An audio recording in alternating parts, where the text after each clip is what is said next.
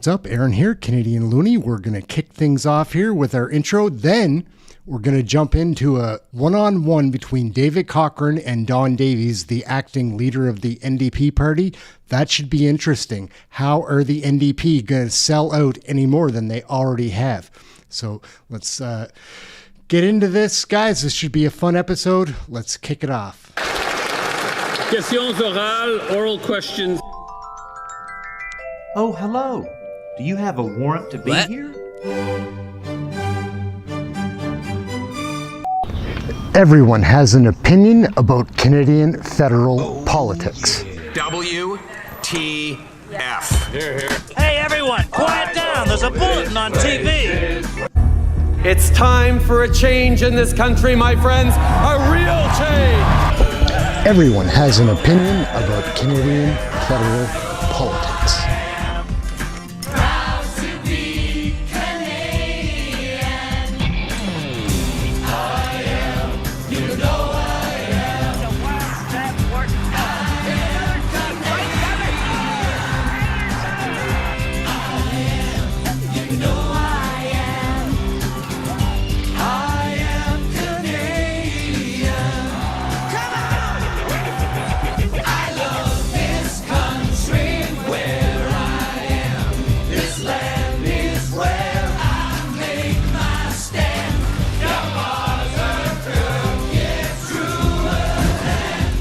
The one we call Canadians.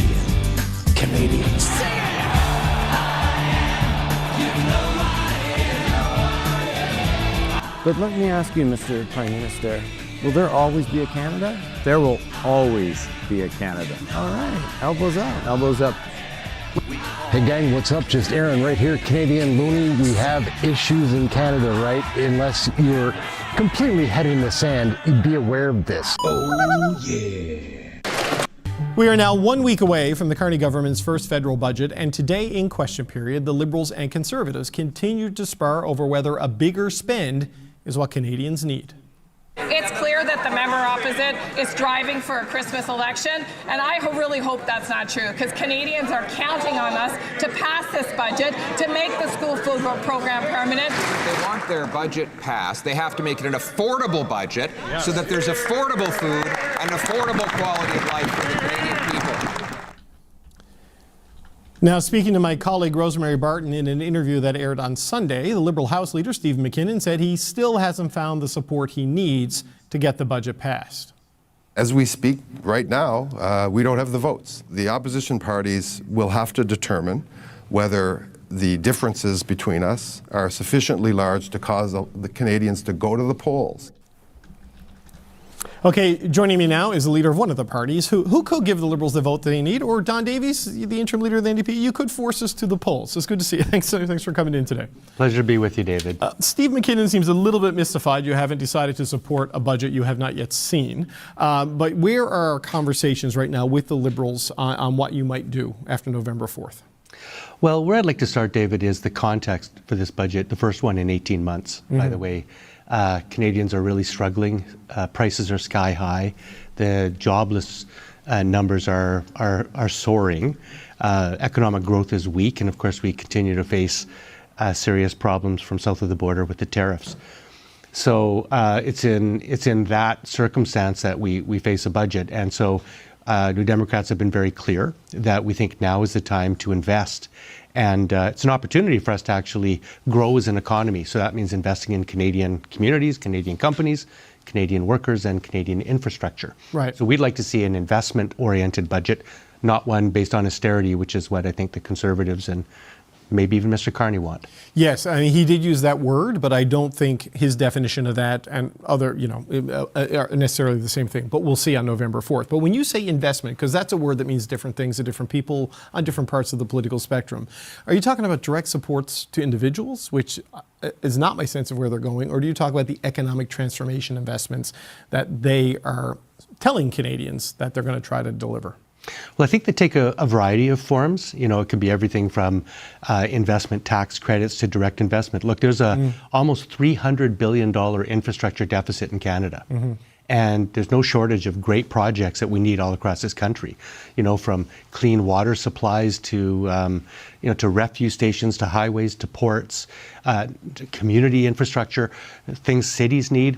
So we think facing the economic problems that we're facing is now's a good time to invest in those projects, which Canada needs, puts people to work, creates good jobs, and addresses a growing infrastructure deficit that has to be addressed at some point. So going back to the austerity phrase, because the Liberals and the Prime Minister have promised no cuts to transfers to individuals or to provinces, and existing social programs like pharmacare will remain untouched. What would be something that they are talking about, for example, reducing the civil service through attrition? What is something that is a non-starter for the New Democrats in terms of your support for this budget on that side of it all? Well, we've said that we can't accept an austerity approach, and that was a word that the Prime Minister himself used. Yep. I hear that he's walking that back a little bit, and it is a little difficult to define. But what we've seen from this government is a pretty right-wing approach to running the country. It's been tax cuts and then cuts to services. I mean, any right-wing government in Canadian history, or frankly in any similar system, that's the game plan for right-wing approaches to the economy. As a progressive party, we resist that, and we think now is the time again to invest in people. And healthy economies need healthy workforces. We do think that Canada, it's a time for us to become more self-sufficient. With the Americans being so aggressive towards us, isn't now the time, we think, to build our resiliency, to get more value from our raw resources, to become more self-sufficient, build more things here, diversify our trade? This is the kind of economic development opportunity that we see in front of us, and that requires investment, not cuts. So where are your conversations with the government on this? Because you heard what Stephen McKinnon had to say, and I don't know if this is sort of the drama of a minority parliament or if they're sincerely worried about the budget failing. But where are your conversations with the Liberals about what your bottom line is for either supporting it or abstaining on the budget to allow it to pass? Well, we've been really clear and public and transparent about our position. We said we're going to wait and see what the budget says. I think that's the only responsible thing for an opposition party to do. I think it's prudent before you vote. Yes, before you vote. Yeah, well, the Bloc and the Conservatives are opposing something they haven't even read yet. I think that's irresponsible. We have said that we want to examine this through the lens of whether this is good for working families. We've identified some broad goals that we want to see this budget accomplish, including creating good family-sustaining jobs, building affordable housing, and sustaining and strengthening our healthcare system. We've also been very specific and public about a number of creative ideas. We've called for a youth climate corps, which would put young people to work. As you know, youth unemployment is frankly atrocious. Yeah. Putting young people to work in communities across this country, helping them get more resilient, we think is a good investment. We've talked about an east-west energy grid, frankly, even north, to have clean electricity across our country. There's some of that in the major project concepts, some of it, right, to the north, to Nunavut in particular. Yes, and there's even been some of the projects that have been identified by Prime Minister Carney, I think are good, including the high-speed rail network from Windsor to Quebec City, development of certain mines with Indigenous partnerships in British Columbia. So these are the kind of things that we're looking for in the budget. And not cutting services that Canadians rely on, especially at a time when so many people are suffering. Inflation is still out of control. Numbers a week ago showed that rent or groceries are going up 4% and rent at 4.8%, almost 10% in Quebec.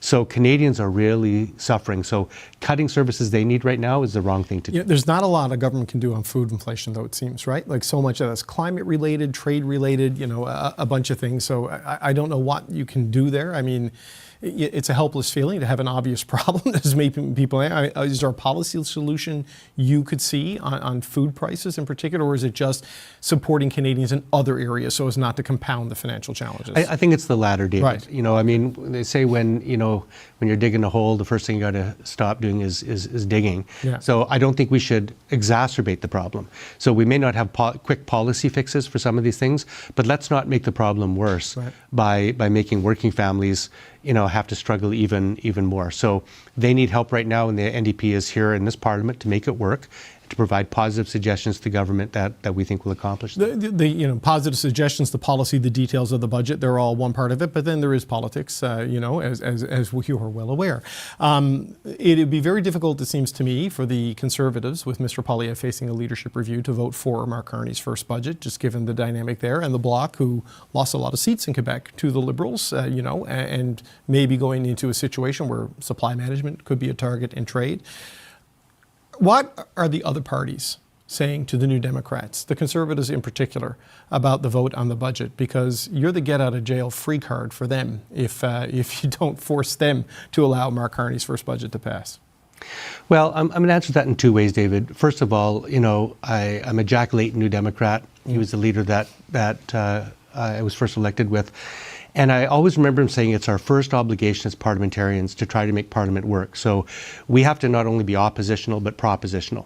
So we're here to try to address the very real problems Canadians are facing. That's number one. Right. This is not about us. It's not about politics. Mm-hmm. It's about facing the serious issues facing our country at, I think, a very vulnerable time for Canadians. At the same time, I think there's a battle for narrative here. We're not the government. Prime Minister Carney is the Prime Minister. They keep saying they have a mandate. With a mandate comes responsibility. It's up to them to craft a budget that can earn the support of one of the three opposition parties at least. It's not up to the opposition. Oh, I get it. But this is not what the Liberals are saying. The Liberals seem to be blaming the opposition if there's an election. And frankly, I would turn that around and say any election that's coming, which I agree Canadians don't really want or need at this point, is entirely up to Mr. Carney because he holds the pen. Mm-hmm. He drafts the budget, and they have not invited other parties in to really craft the budget in a way that I think they should have in a minority situation. So they run the risk of not earning our support. But I wonder about that, and I do appreciate the battle for narrative point, because there is a lot of I don't want to say false drama, but maybe twerked drama, overhyped drama in a minority parliament. But Mr. Carney did win this election. His party did win this election with just shy of a majority government. If the first budget delivers things that are broadly in line with the mandate they were given, it may not have everything you want in it, but if it's broadly in line with what Canadians voted for on April 28th, do you really think we're at risk of a Christmas election? What is your view on that as the interim leader of the NDP? Well, when you're just shy of a majority, it means you don't have one. Good point. There's no close. You either have a majority or you don't. So he has a minority government. So Mr. Carney has to craft a budget that will earn our support. We're going to examine the budget as a whole. Mm-hmm. We recognize budgets. They have things you like, things you don't like. But if there's no poison pill in there, you know what I mean? Like if it is sort of things that they ran on and say they're going to do. Like, what do you think? I'm trying to pin you down now. I know I can't, but yeah, because it's hard to know, David. There's so many moving pieces in a budget that's usually as thick as a phone book, and there's so many important areas that we just have to view it broadly and holistically. Again, New Democrats, does it create good jobs? Does it build affordable housing? Does it protect healthcare? Does it respond to people's affordability problems that they're facing right now? These are our main lenses. Does this help working people? And we couldn't be clearer than that with the government, as well as the multitude of specific policies and programs we've suggested. So we'll see on Tuesday. We'll give it a very honest and thorough read, and we'll see what happens. For the young people watching at home, a phone book is a big, thick book with everybody's phone numbers in it. It used to come to your house by mail. I'm showing my age. You don't know how you're going to vote. Is there a world where you might not show up, where you could abstain, where the NDP stays away rather than force an election? Is that an option you would consider at all? I think at this point, it's hard to be hypothetical, again, about a budget I haven't seen. It depends how good or bad it is. All options are on the table. We're going to give it an honest look. We're going to be very propositional and positive about this budget, and we'll vote according to the principles and values we have and the people that sent us here. Okay. Don Davies, I appreciate the conversation. I appreciate the time. That's Don Davies, the interim leader of the NDP. Thank you, sir. All right, gang. Trish, you are the stepmother. Up next, we've got Pierre Poilievre breaking down how messed up our justice system is. This is a heartbreaker. To the late Bailey McCourt. Tell us her story. Bailey was murdered by her estranged husband on July 4th. After he was released, being convicted on 4 charges One of those charges was choking. Last year, he walked out of those doors and within 3 hours, bludgeoned her with a hammer. And it ended her life. And it ended her life. So basically, he was found guilty of choking someone, of uttering threats, and they immediately released him. And within hours, he went and killed your stepdaughter. Yes. They released him. They were waiting to do a psych evaluation. His sentencing was going to be September 16th. He should have never been released. So why didn't they just keep him behind bars during the sentencing period, given that he had already had a conviction? That is our question. Yeah. Why was he released? This is insane. I mean, it's bad enough that we keep releasing people on bail after multiple prior offenses while they're awaiting trial. But this is a case where he was actually convicted of serious violent offenses that made him a danger to everyone. And yet, after the conviction, he's released, commits a murder of a beautiful, brilliant young woman with her whole life ahead of her, a crime that could have been avoided had he been behind bars where he belonged. Bailey would still be with us today Right. if he was behind bars and didn't get released. And you've stepped up to speak for the family. Tell me about the journey that the family's been on. It's been absolutely horrendous. There's way too many aspects that people don't understand. When you lose a loved one naturally or even in an accident, it's easier to process. This, you don't even know how to fathom it. We should have faith in our justice system, in our government to protect us. And the fact that it wasn't there to protect Bailey is gut-wrenching. It's absolutely gut-wrenching. And not only on top of grieving, there's just so many other aspects to losing somebody and being thrust into a system that you wouldn't normally be involved in, looking at family law, criminal law, dealing with ICBC, dealing with wills and estates. It's very overwhelming. And on top of that, it's incredibly overwhelming and gutting to see in the news repeatedly that women are being murdered by their intimate partner. It's been close to 4 months since Bailey was murdered, and that's many more women that have died. And we need to take the inspiration from Bailey and pass Bailey's Law. Frank Caputo, you've introduced that bill. Yes, I have. It's an honor to be here with the two of you and with you here, Pierre. This bill would make a fundamental change. It would be the biggest change to the law on intimate partner violence in Canadian history. It would call it what it is, which is assault of intimate partner. It would make murder of an intimate, first-degree murder. Anybody with a previous conviction in 5 years, they'd have to be released by a judge, not just by a police officer at the scene.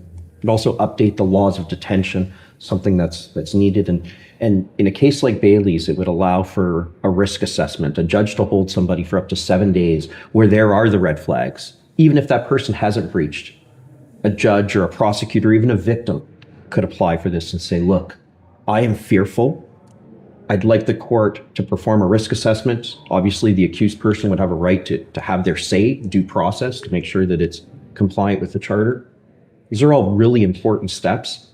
At the end of the day, if we're not here to save lives of intimate partners, then who will be?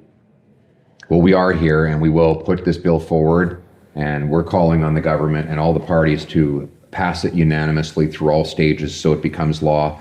We have something like 130,000 victims of intimate partner violence every single year. This bill will probably cut that dramatically by taking the most dangerous people out of these homes, putting them in prison, and letting innocent, mostly women, live in peace and tranquility, but allow children to wake up in the morning without fear that they're going to be savagely attacked by a violent predator who's right within the four walls of their house. So this is one where we have to put the party differences aside and get the bill passed as soon as possible. And not only to protect people, but to honor Bailey's memory. Let's pass Bailey's law. You agree? Agree. All right. Thank you for your courage. Thank you for fighting for all of the other people out there who owe you a great debt of gratitude, as we all do. Thank you. All right. Thank you. Thank you. Thanks a lot. Thank you. Thanks, Frank. Gang, what's up? Aaron here, Canadian Looney. We've put out a couple of videos recently here from committee investigations showcasing witnesses that are incompetent, that are negligent, malice, whatever they've been from Carney's cabinet of corruption.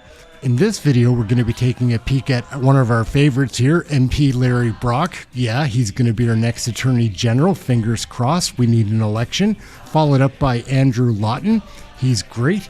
And just to throw in a little bit of a laugh, we've got Wade Chang. He's a little pixie MP from, I don't know, Vancouver, I believe. But what a mess this guy is. He's so woke and out of touch. It's embarrassing. It's humiliating. And he's so tone deaf. Let's take a look at this. Let's let it ride. Larry Brock, Andrew Lawton, Wade Chang. Oh my goodness. Let's take a peek. Hey, that's something everyone can enjoy. Thank you, Chair, and welcome to all of our witnesses. Thank you for participating. To Mr. and Mrs. Best, I am heartbroken, I am angry, and I am disgusted that I was once a member of a justice system that has failed you so miserably. I guess to really emphasize that point, every time that offender who took your daughter's life appeared in front of a judge and was granted bail, he promised to follow those conditions. And if he was released with a surety, that surety also promised that he would abide by those conditions. These are false promises that are given every single day in this country, and the justice system accepts it at face value. Will often sometimes give warnings. Should you breach these conditions, you ought not to expect to be released a second time or a third time or a fourth time. And history and example after example shows us that these are promises that are not fulfilled and consequences not given to offenders. So if you could say to the government, what is the most important thing to you as survivors of a loss such as what you've suffered, what would be the most important thing that you could tell this committee when we write our report to the House? It would be nice to have the criminals. Come closer to the mic. It would be nice to have the criminals become accountable. No different than we're accountable as members of society. We sat in on a bail hearing, and the accused sat in a small cubicle in the detention facility, and it was like, geez, are we done yet? We done yet? Like he's not engaged, he's not listening, he does not care. The bail hearing had to be extended by an apology of the justice because the defense lawyer, for 40 minutes, I'm not sure if he took 3 breaths, would not stop talking. As a result, we had to go back 3 days later, and then he was provided bail. Again, there's no motion, there's nothing, there's no feeling, and it's a slap in the face to the government that passed these features that we're living with today. It's a slap in the face to the police force that have to deal with these people. He showed no emotion. None. He showed no care because he knew he was getting out. That's what this Liberal government's failed justice policies for the last 10 years have instilled within the criminal element in this country. It has emboldened criminals to do exactly what they are doing and terrorizing communities. Thank you for that. To the officers, both of you spoke about first steps. This was a good first step in the government introducing Bill C-14, but you would both acknowledge that while it talks about making it tougher for individuals to obtain bail, the same language that they used with the disastrous rollout of Bill C-48 by expanding the list of reverse onus charges, when you had members of the government, including the Prime Minister of the day and the former Justice Minister, proudly stating, "We delivered bail reform. These repeat violent criminals are going to be detained." We know that was a false promise, a false declaration, because we found ourselves right where we are right now with catch and release. Will you both agree with me that there is not a pathway in Bill C-14 for automatic detention? Yes or no? I would agree with you, yes. Right. It still vests discretion for judges in bail matters, particularly when you're dealing with violent repeat offenders, to still be granted bail. And the bill clearly states that when a justice makes a decision to release, it has to be on the least onerous conditions. I want to talk about that because that's one thing that we're not talking about in this committee, which is the sufficiency and the degree by which conditions need to be established. I have heard horror stories across this country of judges refusing to list conditions because it's an invitation to breach, or they're not addressing conditions reflective of the crime and the impact to the community or the victims, or they're making a joke of the promise to pay by requiring offenders to pay 5 cents. This is what's happening in downtown Toronto as we speak. Do you think that type of activism by our judges is appropriate to deal with community and victim safety? Yeah, I think there's lots of work that we can still do around sureties. I think, in the Antic decision, it said that a pledge for a deposit performs the same function as actually giving a deposit. Quite frankly, that's nonsense. Do you agree with that? No, it's nonsense. And so, we need to do more work around sureties. We need to ensure that some sort of deposit is received by the court. We need to ensure that we're doing proper checks on sureties, that we don't have these sort of career sureties showing up repeat time and time again, vouching for someone who's been accused of an offense, that they're going to ensure that they abide by their conditions, knowing that they've put a pledge for a deposit, knowing that they're never going to have to pay that. It's never going to be collected. Thank you, Mr. Baxter. Guys, now we're going to check out Andrew Lawton and Wade Chang. Wade Chang is a disaster. Andrew Lawton is great. One of my new favorites to watch. Let's keep this rolling. Thank you to all the witnesses for being here, and to the best. I cannot convey enough how deeply sorry I am for your loss and that the system failed your family and your daughter so much. Ms. Dunn, I'd like to start with you, and just by way of disclosure, my wife does sit on the board of your organization, so I'm very familiar with the work, and we've been supporters since long before then, so thank you for your advocacy on this.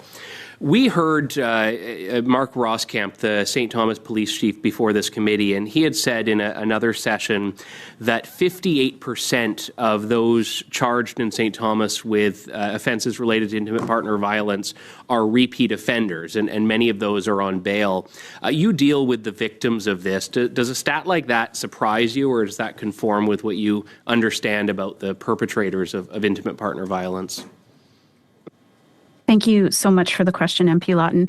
I think, that goes right in line with what we see here on the ground. And what is even more important maybe to mention is, that doesn't necessarily include all of the women who choose not to report to police, right? And so I think the numbers are not shocking, and Stats can put out a report just came out today and it showed that between 2018 to 2024, IPV charges were up by 17%. And that statistic is not shocking either, because we are busier than ever In the past year, we've had over 10,000 service interactions at our tiny little organization here in London, Ontario. So there is a bill before this House of Commons, a Conservative bill that would treat the murder of a current or former intimate partner as first-degree murder, regardless of whether it was planned or deliberate. It would also create a new specific criminal code offenses for assault of an intimate partner and criminal harassment of an intimate partner. Would these measures be ones that you would encourage the House to pass? Absolutely, I would. I think that we need to look at those types of crimes individually. I think that when we're looking at intimate partner violence, it is very much a gendered issue, and violence against women is not on a decline. And I think it's very important to look at any type of law or legislation that can support ending violence against women. In your initial testimony, Ms. Dunn, the trauma and pain that offenders being released on bail causes to women, to victims, you mentioned that they have to move oftentimes. What is the process itself like of these bail hearings? Does it respect the women who are dealing with trauma and dealing with these offenses in your experience? Absolutely not. We have had women who refuse to call the justice system anymore. They call it the legal system because they feel as if they are not seeing enough justice done. It is very, very much a problem with, bail happening and women not being informed or it being difficult for them to find out what's happening next. And that's an ongoing issue. And it's organizations like ours, and we're so thankful to have such amazing community partners here in London, Ontario. And we can work together to support women who are being or who have been subjected to this type of violence and who are involved in the criminal justice system at no fault of their own. Navigate through that and figure out what is happening next, because sometimes it's like I said, very difficult to get information. Thank you. Moving to you, Mr. Morton, we have heard from this testimony before a concern that there is this wide gap between legal theory and experiences on the ground, the realities that your members and your colleagues have to contend with. And I note some of the Liberal witnesses have come from academic backgrounds where they have never even spoken to, as part of their research, victims. They are solely focused on the rights of the accused. What is the danger of that way of approaching criminal law? Again, the danger in regards to that is we are putting the offender's rights above families and victims of these serious and violent crimes that are happening. And it's not taking a fulsome approach in regards to reviewing what needs to be changed or what should be considered to be changed moving forward. Thank you. Thank you. Wait 5 minutes. Yeah. Thank you, Chair. To Mr. and Mrs. Best, we are very sorry for your loss, and my sincere condolences to you and your families. So my very first question goes to Ms. Dawn. In your work with survivors, how often do you see cases where violent partners end up reoffending while on bail? We see it all of the time. The one example that I gave where we were working with a woman whose mother was the surety for the perpetrator, that, that was not a good situation here for the woman that was accessing service. I think, like I said in my speaking notes, the woman could not even access our service without a safety plan. It was difficult for her to come to a service like our organization would provide. And so we see this time and time again. For example, when I told the staff here that I was going to be appearing before all of you, I had numerous staff members want to share stories with me to bring forward. So this is not an unusual circumstance for us here. Thank you. And in your experience, what is the best way for the justice system to protect victims while still being fair to the accused?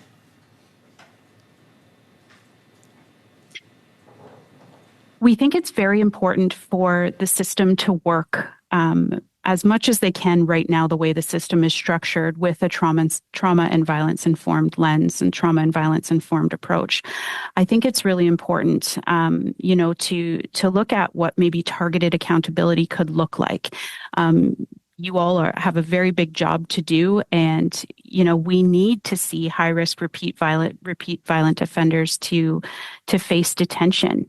But we have to remember that this is not one size fits all, right? And we really have to recognize that without the proper implementation in place, it's just simply not going to work. So everybody has to work together in order for it to work properly. And what I mean by that is that, if there's a woman on the other side of what an accused is going through with the criminal justice system, she needs to be informed every single step of the way.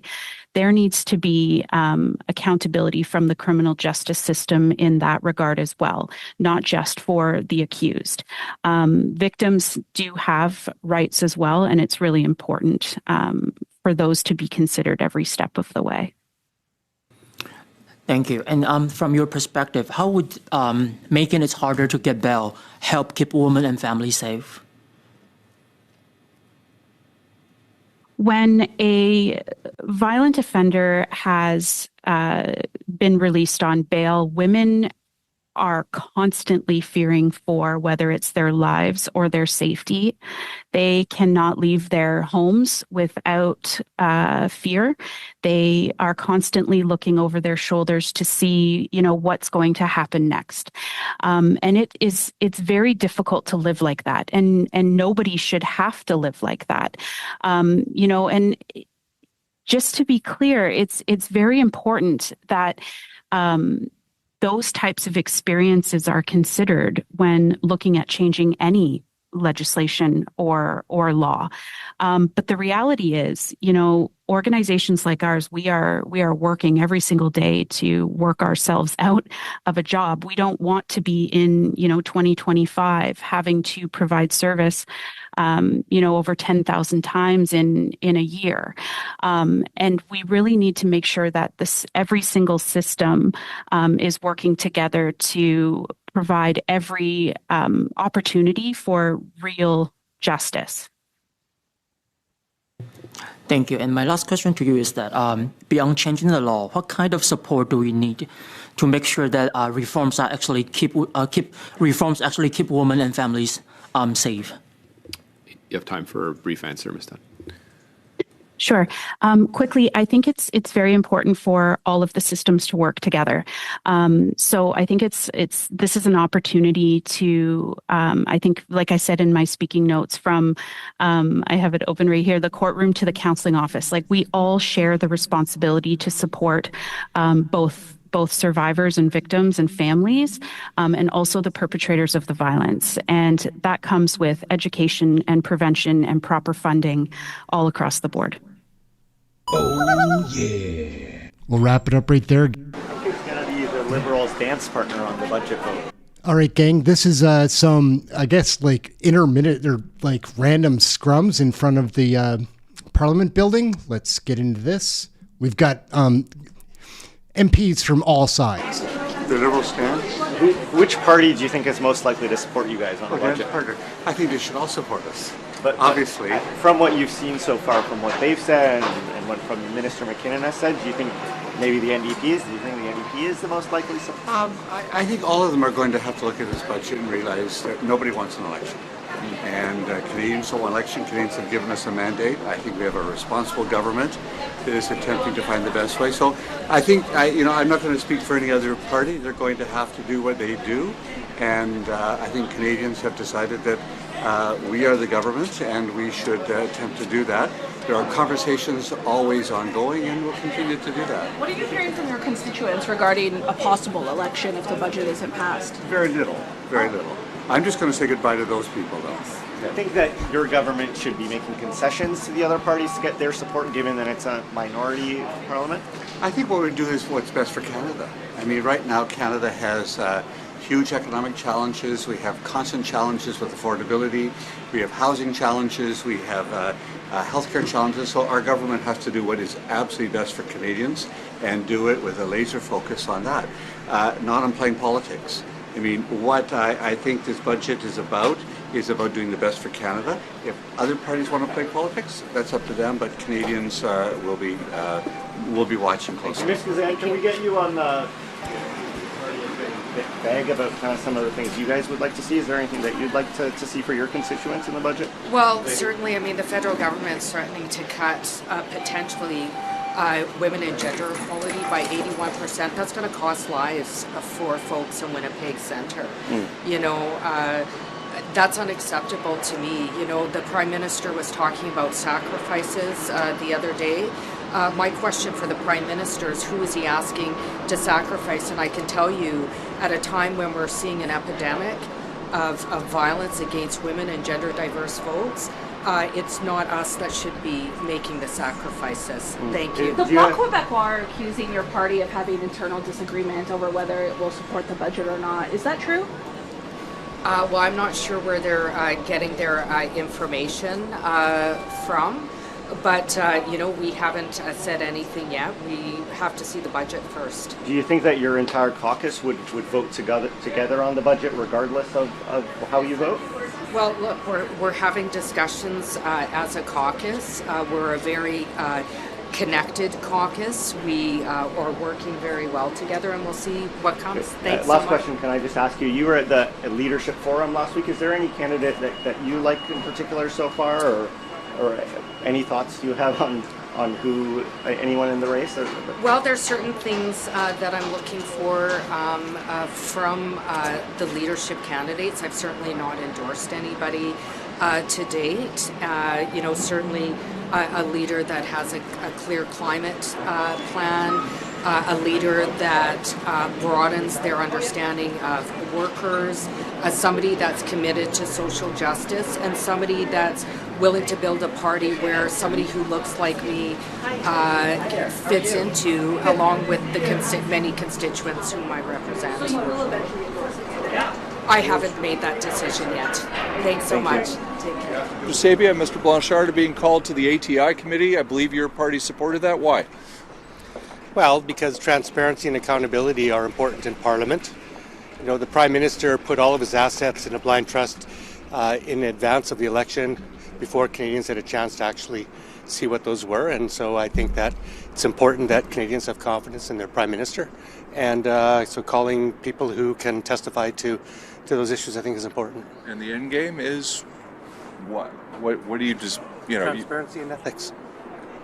Thanks. Good. Appreciate your stop. Care about Sabia and Blanchard at ATI committee, what you just voted on. Any thoughts on that?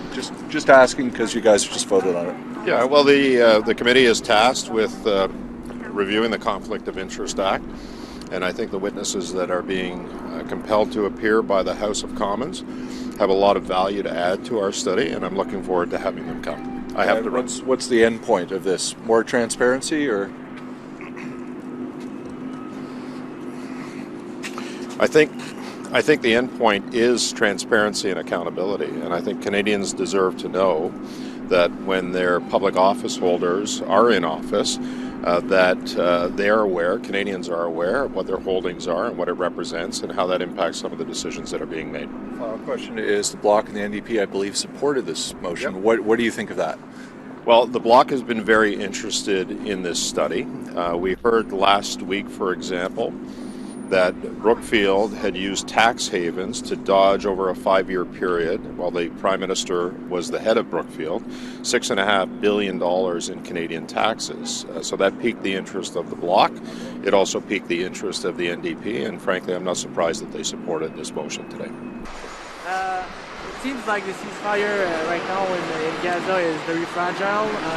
We've heard Mr. Netanyahu have been asked to order new attacks on Gaza today. Were you surprised that it seems so fragile right now? I'm not surprised. Sadly, this is what we we were worried would happen. That this ceasefire was never something that Netanyahu was taking seriously. And of course, the innocent people of Gaza, innocent Palestinians, are going to pay the price for that continued assault, you know. And the Canadian government, let's be very clear, is still complicit in an ongoing genocide against innocent people. Do you expect anything from the government short term regarding that? Unfortunately, this government has shown themselves to have no interest in protecting human rights, even to adhere to our own laws in this country, such as the Arms Trade Treaty. Thank you for your time. Now, Excellencies, ladies and gentlemen. Now we're going to check this out. I don't know if anybody's seen this clip. Mark Carney is outrageous. Like, listen to how much money he's willing to give away for nothing. Like, so people can start their own resources and Brookfield can get rich off it. Like, this one is hard to imagine this stuff is happening. For the tradition, we will first invite the guests of the chair, and we begin with the Prime Minister of Canada. Thank you very much, Prime Minister, for that introduction, for your hospitality, and for your leadership in this vital forum at this historic time, and your leadership over the years and going forward. Your Royal Highness, Your Excellencies, it is an honor to be here. I chose this summit and this visit to Malaysia as my first trip as Prime Minister to Asia for a reason. And that is, like ASEAN, Canada values sustainability and inclusivity in everything we do. And I felt as I walked in to the summit, as I said to His Excellency, that I felt at home seeing the symbolism here. We value a rules-based system. We respect trade agreements and the rule of law. We value the free exchange of goods, capital, and ideas. We're a natural partner. And as one of your earliest dialogue partners, we value ASEAN as the standard bearer of multilateralism. And I just want to say a few words about how we can contribute to building that. I recognize your words this morning. We're at an uncertain time in the world. There's a shift. We don't know the new system that's going to emerge. This is more of a rupture than a transition. It's a shift that's happening in a short period of time. Multilateralism giving way to transactional bilateral trade, a new era of great power rivalry, technological change, shrinking distance, and increasing the fields of conflicts, developments that all challenge the effectiveness of the institutions on which we as middle powers have long relied. It makes ASEAN more important than ever. And it underscores the importance of reliable partners who honor their commitments, who are there in tough times, and when things are not working, who work collaboratively to fix them. And again, I want to commend you, Chair, and in brokering the peace agreement that was announced this morning. A future determined by commitment, not circumstance, again to quote. And colleagues, I would like to just underscore that Canada can be and is such a partner. Let me give an example. A few days ago, I announced our plan to double our non-U.S. exports over the course of the next decade. That's more than $300 billion in new trade, much of which we hope will be with this group. We think we can do that because we have much of what the world wants. We're an energy superpower in both clean and conventional. We expect within the next 5 years to produce and export 50 million tons of LNG every year to Asia. And to double that within 10 years from then. We have domestically an electricity grid that is 85% clean. We will expand that by 50% over the next decade, including with new forms of nuclear power, small modular reactors. We're one of the largest, blessed with one of the largest resources of critical minerals and rare earths, just like many around the table. And part of our partnership offer is to work with you on financing and developing that, including through what we formed a critical mineral alliance, which can provide a secure buyer for these resources so that you can develop them over time. In other words, to be part of the solution. With respect to defense, AI, cyber, just to give context, we are quadrupling our spending on defense in the next 5 years. Much of that will be in the realms of cyber security, artificial intelligence, and the interactions. This is an area where our cooperation is ideal. Let me conclude by just underscoring one thing with respect to trade. President Bravo, thank you. We concluded a historic trade agreement, our first bilateral free trade agreement with an ASEAN partner, with speed and with ambition. This reflects what we want to do as a government. We will bring the same commitment to bilateral discussions with any of you who are interested, but very importantly, and this is something I wanted to underscore, we would like to complete the negotiations of the Canada-ASEAN Free Trade Agreement over the course of next year's presidency. President Marcos, we discussed earlier. We will put all the resources in. And finally, to supplement your work on digital, on clean tech, and on energy wherever we can, because this is the forum of reason and respect. This is the form of inclusivity and sustainability, and we are keen to contribute in any way we can. Thank you very much.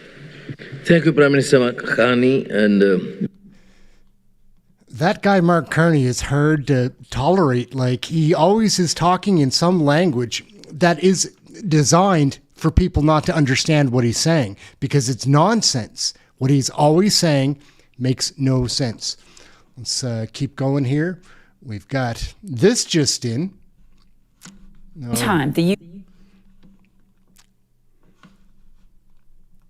U.S. ambassador to Canada reportedly lashed out in a big way at Ontario's trade representative at an event in Ottawa Monday. Sources tell CTV News there was an unpleasant exchange between Pete Hoekstra and Ontario's Washington trade rep David Patterson.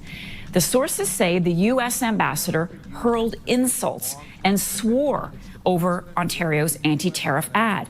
Patterson was said to be calm during the tirade. Last week, President Trump abruptly ended trade talks with Canada over the commercial and then imposed that 10% tariff on Canada. With me now is CTV's political commentator, Scott Reid. Scott, good morning to you. So, Canada-U.S. relations appear to be at a real low point. What do you make of these reports of Pete Hoekstra using expletives at David Patterson at a public event? No, it's to be expected. It's actually in keeping with Ambassador Hoekstra's pattern since he took over the office as chief diplomat to Canada. I mean, he's been overtly insulting time and time again, and that shouldn't surprise any of us either, because Donald Trump doesn't appoint diplomats in the traditional sense of saying, I want an envoy that can smooth relations, that can work with folks, that can build up a bunch of relationships and backchannel. He doesn't want any of that. He wants someone who will yell and stamp their feet in the same way that he does. So it's important for Ambassador Hoekstra to be seen as swearing and cursing and losing his temper, because he wants the President of the United States, his boss, to see that that's how he's conducting himself, because that's what it takes to get approval from the boss in this upside down, backwards world in which we live, now led by Donald Trump. So I'm disappointed. I think it's despairing in many ways, but it shouldn't surprise any of us. This is how the Trump White House administration, this is how Trump world works. Meantime, we have seen our prime minister remain cool throughout all of this. He told reporters that he had a good conversation with Trump while they were at that dinner. What do you make of that?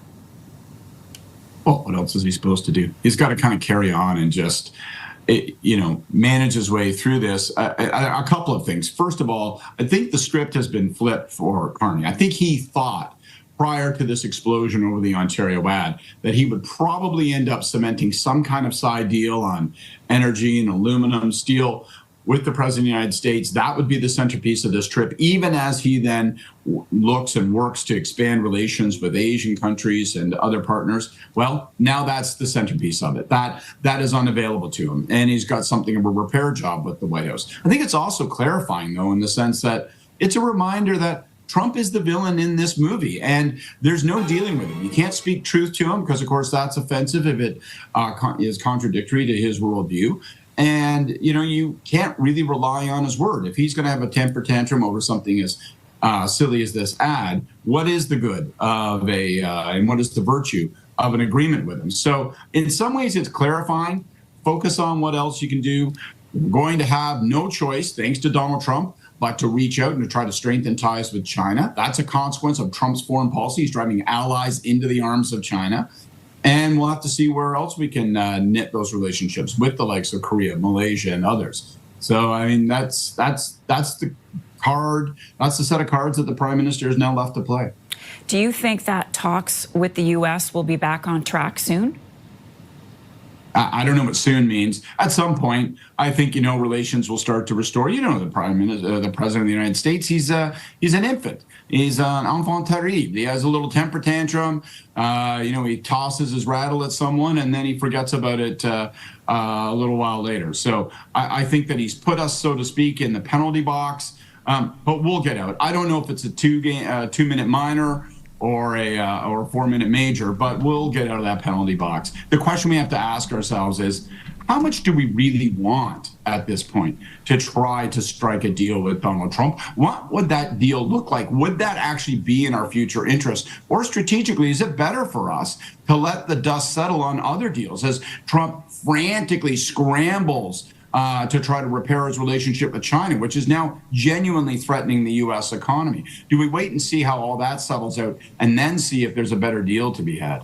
Scott Reed for us this morning. Scott, thank you so much. Appreciate seeing you this morning. Thanks a lot. All right, gang, we're going to cross over. I find it outrageous, to be perfectly honest with you. I'm just being real. So, evidently, you guys stand for a lot of... I know that I've shown this before. It's Jamil Jivani. He's one of my favorite MPs to watch, and this is very insightful. He's so well-spoken. We'll cross over to question period probably right after this piece. That should time out just about right. Let's keep this going. There's the criminal justice stuff. There's the freedom of speech stuff, which is all great. But I think the core of the Conservative Party is the economic policies. So I've got 2 questions for you guys. First, looking at your platforms, a common theme is reducing the role of government and increasing the role of for-profit organizations. Profit can only be increased relative to revenue by either paying workers less or charging customers more. As workers and customers, why should we vote for people giving more money and power to for-profit organizations, the same billionaires and mega corporations price gouging our rent and groceries?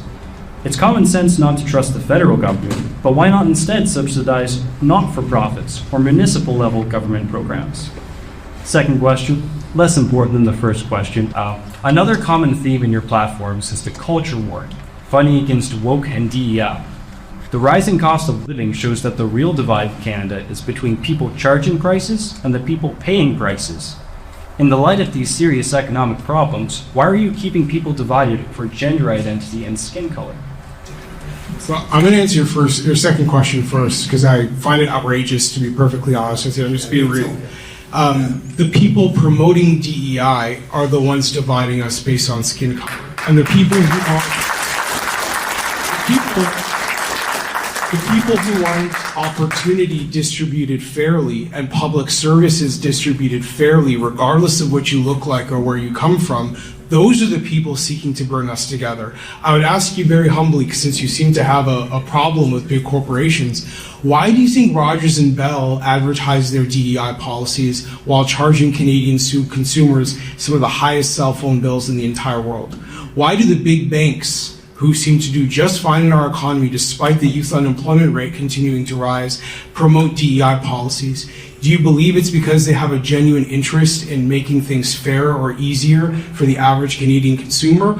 Or is it because it's a way to virtue signal and make it look like they care about the average person when they're really actually putting forward policies and a way of doing business that makes life harder and harder for the average person? So I would say with great confidence, that in pushing back against DEI, we are actually increasing the likelihood that all people are treated fairly, that people can come together, and that we might hold those powerful corporations you're concerned about accountable for what they're actually putting people through, which is a cost of living crisis. And we have been the party to push back against oligopolies more than anyone else in Ottawa, whether it's through groceries, banking, telecommunications. We believe the average Canadian consumer deserves more choice and that we will benefit from more competition. And that's what you get when you emphasize the role of the private sector in our economy. It's not about giving money away to big business. It's about saying no one small collection of businesses deserve to control the industries that we all depend on in order to function and survive in this society. So that's the answer to your second question. Do you want to ask a follow-up? Because I went kind of hard on you there. I'm happy to, And thank you for the presentation. Yeah, appreciate it. I can respond to the second question if that was the intention. If not, that's okay.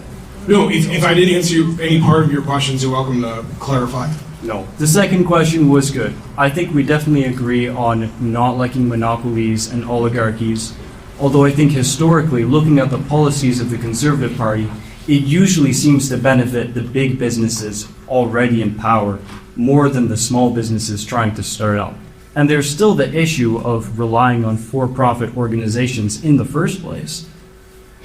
Well, there's certainly some services that I'm a believer that the public sector should provide. I mean, we are in a country that prides itself on someone never having to go broke because they're sick. And I think that's something we should always stand by and fight for. I really believe that. I'm a cancer survivor. I would probably be 6 figures in debt right now if I was in another country. But because I was in this country, diagnosed at 30 years old, I was able to be taken care of and I didn't have to worry about my mother and my sisters, right? So,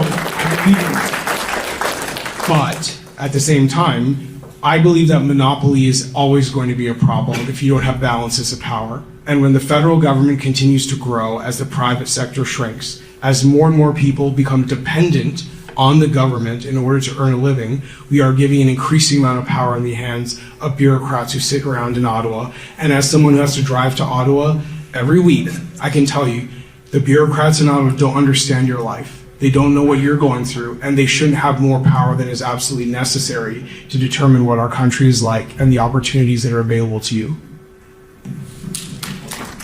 All right, gang, we're going to cross over now to question period. Give me one moment. They're doing their statements right now. And, well, sometimes we open up with a liberal. What are you going to do? Here we are. Every year. It teaches the next generation about what is possible, and these young minds will ensure Canada's mining industry will continue to thrive. Thank you. Woo. The Honourable Member for Yellowhead. Mr. Speaker, I rise today to recognize the vital role of the visitor economy in my riding of Yellowhead and across all of rural Alberta. Tourism is more than just sightseeing. For my riding, it is an economic engine that supports nearly 9,000 jobs and more than 2,000 small businesses, most of which are locally owned and operated by proud Albertans. Yellowhead is at the heart of Alberta's visitor economy, from the crown jewels of Banff, Jasper, and Kananaskis to the hidden gems like Grand Cache, Nordig, and the Cowboy Trail. Like Travel Alberta says, we are Canada's wild side, a world-class destination that showcases our Western heritage and attracts billions in investments and visitor spending, creating a stronger and more prosperous Alberta.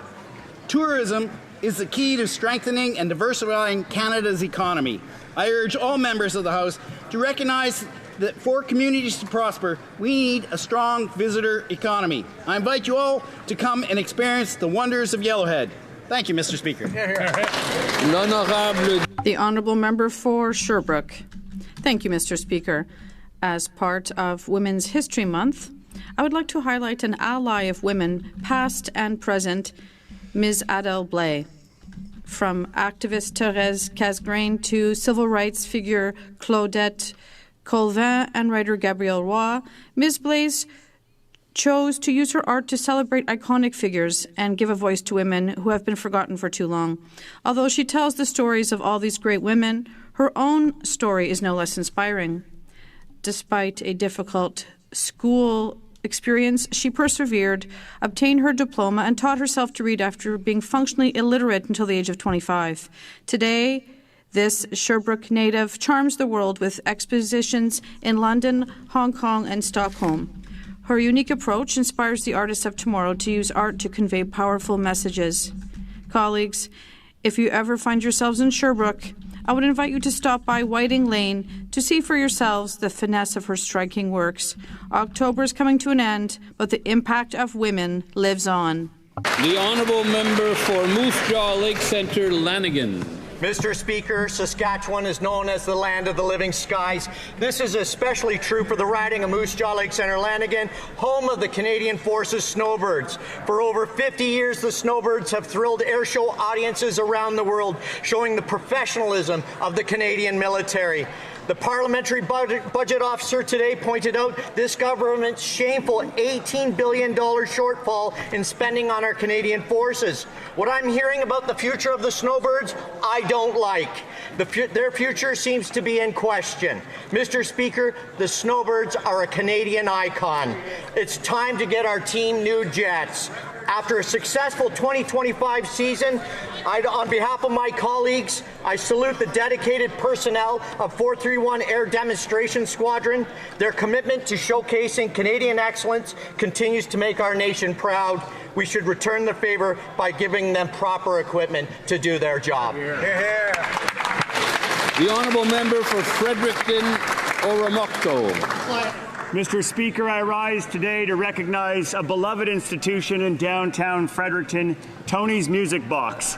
The family-owned musical instrument store has served the community with passion and dedication for 50 years. Founded in 1975 by the late Tony George, Tony's Music Box quickly became more than just a store. C'était un centre de créativité. It was a center for creativity and a pillar for culture in Fredericton. Professionals, generations of musicians were welcomed with warmth, encouragement, and always an enthusiastic handshake.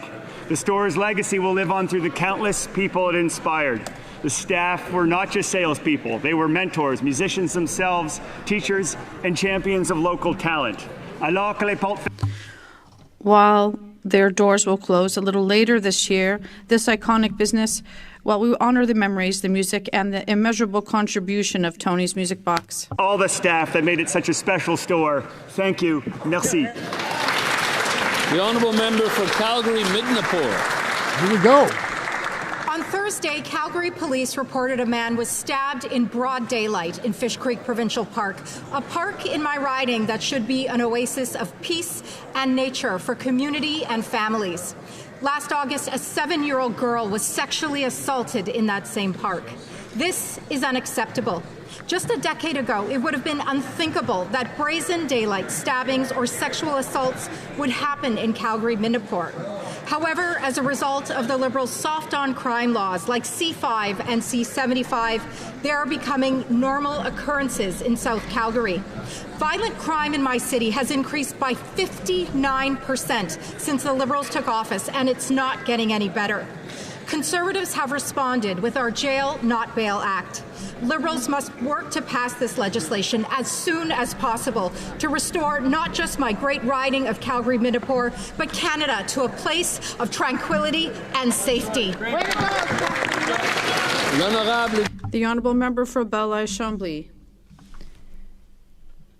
On October 30th, 1995, Quebec went from 40% support for sovereignty in 1980 to just under 50%, just a hair's breadth away from Quebec becoming a country. History has determined what we know about it.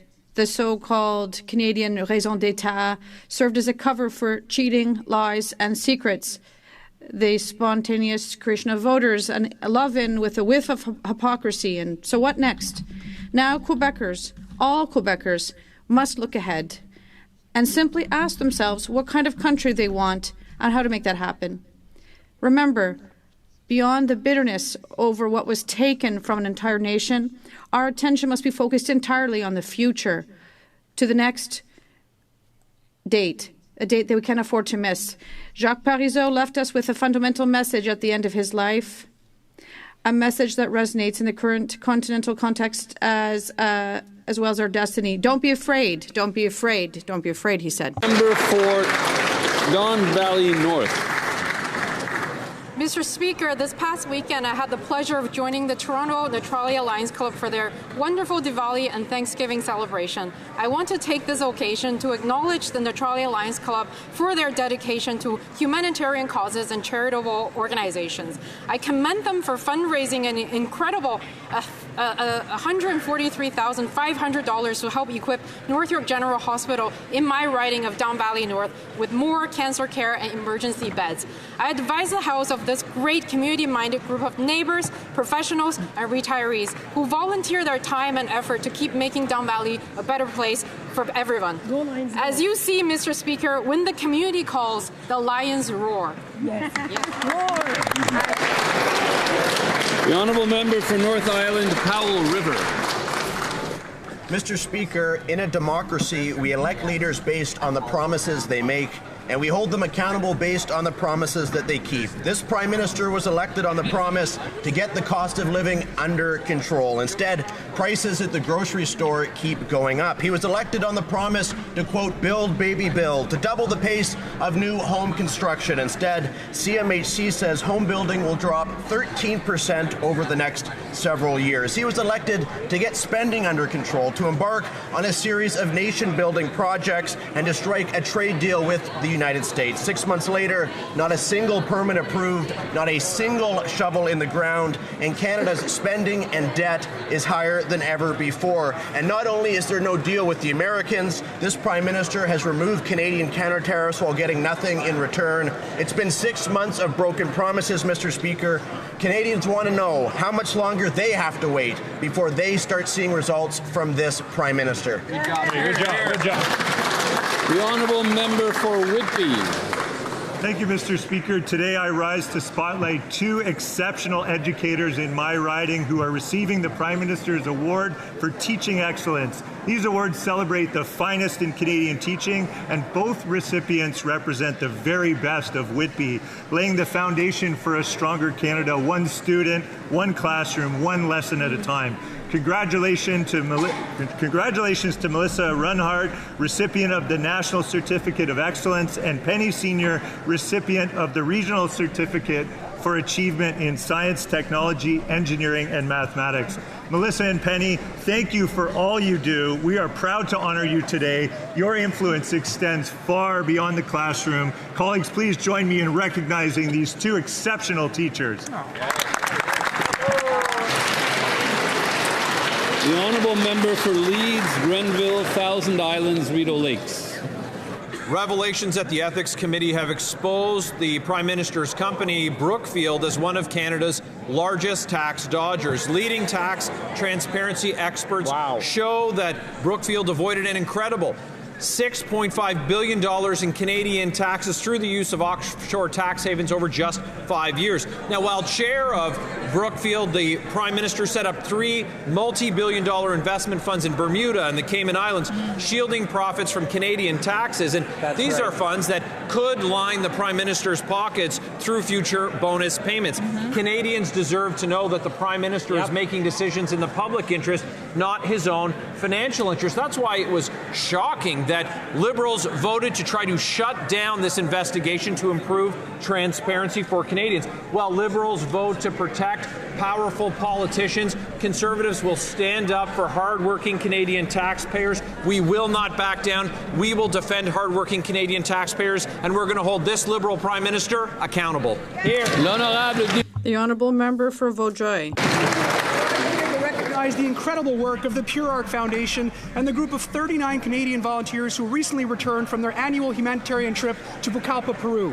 Led by Robert and Bridget McKinnon of Hudson, this team built a new home for a family of 10 in the Menante district.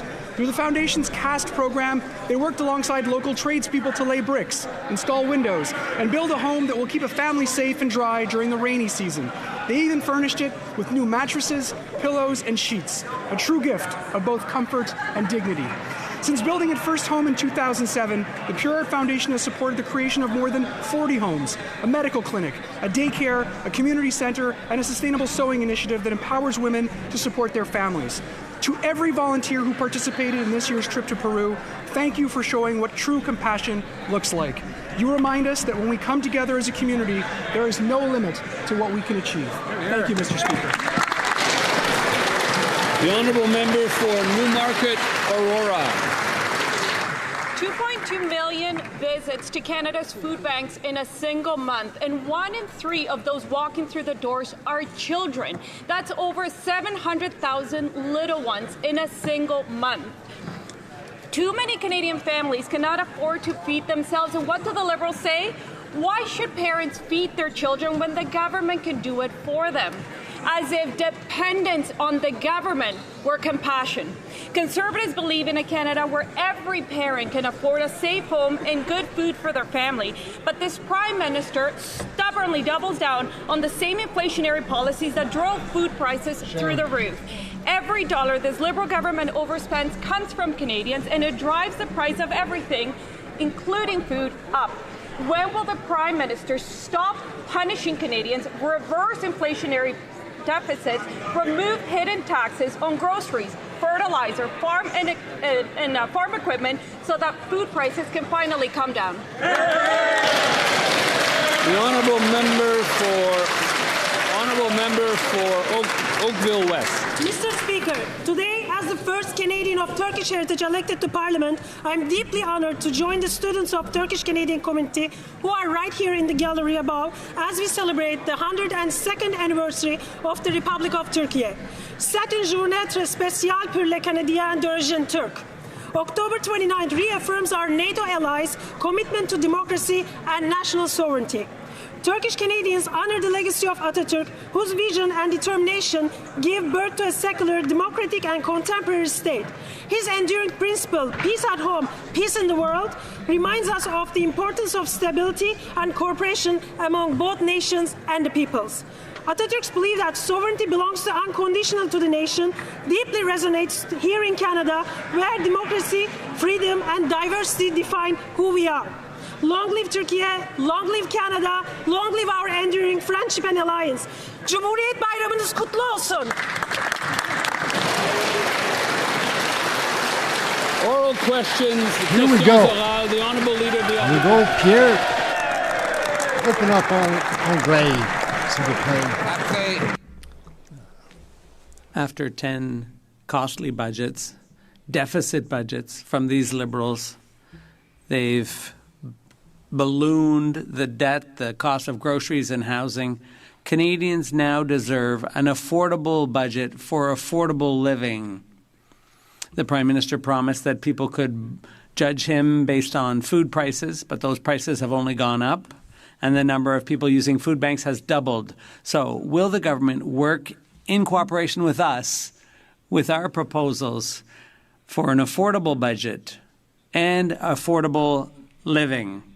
The Honourable Government House Leader. Mr. Speaker, we will certainly work towards affordability with an affordable budget, but the opposition leader is making proposals that he wouldn't even put in his own election platform. 6 months ago, Canadians gave us a mandate to present a plan to spend less and invest more, and that's what we're going to have on November 4th. And I hope that the opposition leader will not trigger Christmas elections and that he will support our budget. Clearly, the government House leader doesn't want to trigger an expensive election over an expensive budget. But Canadians should not have to choose between an expensive budget or an expensive election. They should be able to choose an affordable budget for affordable living. And that's what we're proposing. For example, scrapping the tax, the industrial carbon tax on farmers so that Canadians could buy affordable food. Will the Prime Minister accept that proposal? The Honourable Government House Leader. Mr. Speaker, we announced a series of steps going to affordability, including school food programs and automatic registration for benefits that should reduce poverty among Canadians. But each time we propose an affordability measure, the opposition leader orders his troops, he orders them to vote against them. So which foot is he dancing on? Either he wants to help Canadians or he wants a Christmas election. Which is it? Mr. Speaker, Canadians cannot afford a 10th costly budget that drives up the price of groceries and housing. What they need, in fact, is an affordable budget for an affordable life. This Prime Minister, though, has driven up the cost of the bureaucracy, the consultants, and therefore inflation, so Canadians are paying more for everything. We have put forward common sense proposals to make life more affordable, like eliminating all the hidden taxes on food. Will the Prime Minister put partisanship aside and work with us on an affordable budget for an affordable life? The Honourable Government House Leader. Well, happy days, Mr. Speaker. There will be an affordable budget for an affordable life presented in this House on November 4th. And we certainly hope the opposition leader will order his troops to vote for it instead of ordering the very nervous ones to vote against it and cause a very expensive Christmas election here in Canada. Will the opposition leader tell his very nervous troops to vote for our affordable budget on November 4th? The Honourable Leader of the Opposition. There he goes, trying to use a costly budget to trigger a costly election. And we know what he wants to distract from the fact that this Prime Minister has broken every promise he's made by triggering a costly election on a costly budget. But, Mr. Speaker, Canadians shouldn't have to choose between a costly budget and a costly election. They can choose an affordable budget with an affordable life. And we're putting forward the proposals on how to do that, like eliminating the industrial carbon tax on our farmers who feed us. Will they take our positive, collaborative ideas for an affordable budget and affordable life? Yes or no? The Honourable Government House Leader. There he goes again, Mr. Speaker, with the imaginary taxes. More and more and increasingly, Mr. Speaker, in his own caucus he has imaginary friends. So this leader of the opposition understands, as all Canadians do, that they gave us a mandate 6 months ago for stability, for calm, not slogans, solutions, affordability, get a trade deal with the United States, and yes, Mr. Speaker, bring a plan and a budget to build a Canadian economy very strong. The Honourable Leader of the Opposition. Mr. Speaker, that member and the Prime Minister are trying to provoke a costly election on their costly budget. They're again playing costly games. But this is not about games. This is about the people lined up at food banks, 2.2 million of them. That number has doubled since this government took office 10 years ago.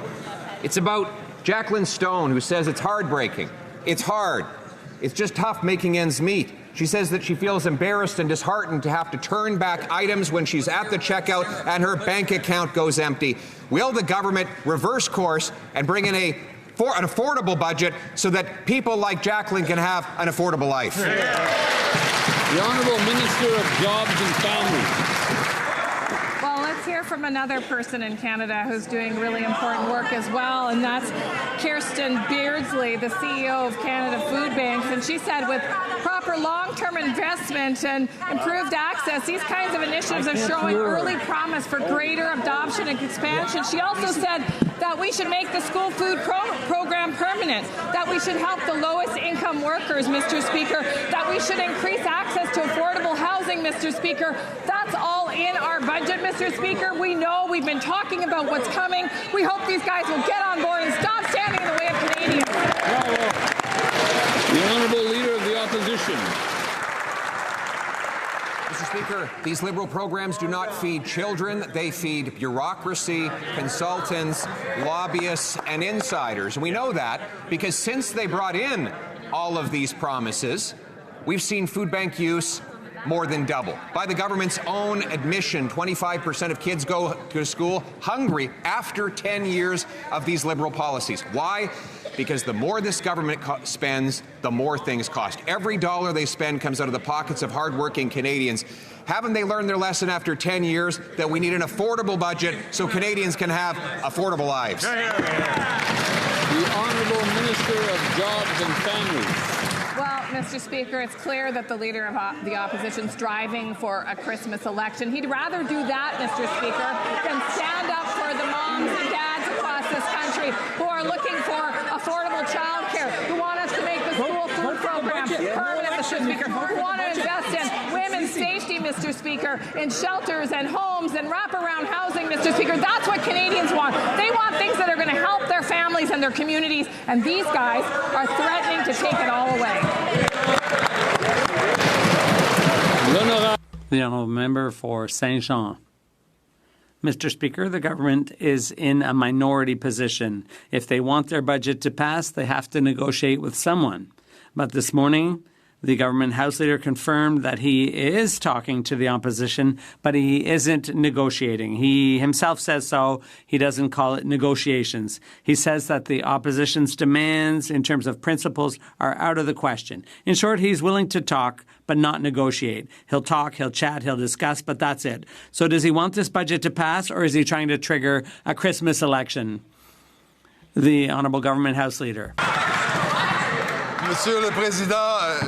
Mr. Speaker, I always enjoy discussing with my counterparts and members on all sides of the House. Obviously, she should speak to her colleague from Gaspésie, les Îles de la Madeleine, or from Saguenay-Lac-Saint-Jean. I've had very interesting discussions about some very important projects in their ridings. Maybe she has some, and I'd be pleased to dialogue, discuss, negotiate, whatever you want to call it, with her and their leader as well. The honourable member for Saint-Jean. The Liberals simply don't want to negotiate for us to support their budget. They don't want to invest in healthcare. They don't want to correct the injustice in old age pensions. They don't want to transfer money to housing and infrastructure without strings attached. They don't want to give Quebec back the $814 million they stole to buy Canadian votes. They don't want to help young people get property. They just don't want to. It seems what they do want is to call an election at Christmas. Why don't they just come clean? The Honourable Government House Leader. Mr. Speaker, the only question is, who from the Bloc or the Conservative Party wants to trigger a Christmas election most? The Bloc has given us a series of non-negotiable demands. The Bloc itself is talking about non-negotiable demands. How do you negotiate something that's non-negotiable? They talk about money that Quebec is owed. The Conservative leader wants the deficit brought down. The Bloc wants more spending. We're trying to strike a balance. Joliette-Nanawan. The honourable member for Joliette-Nanawan.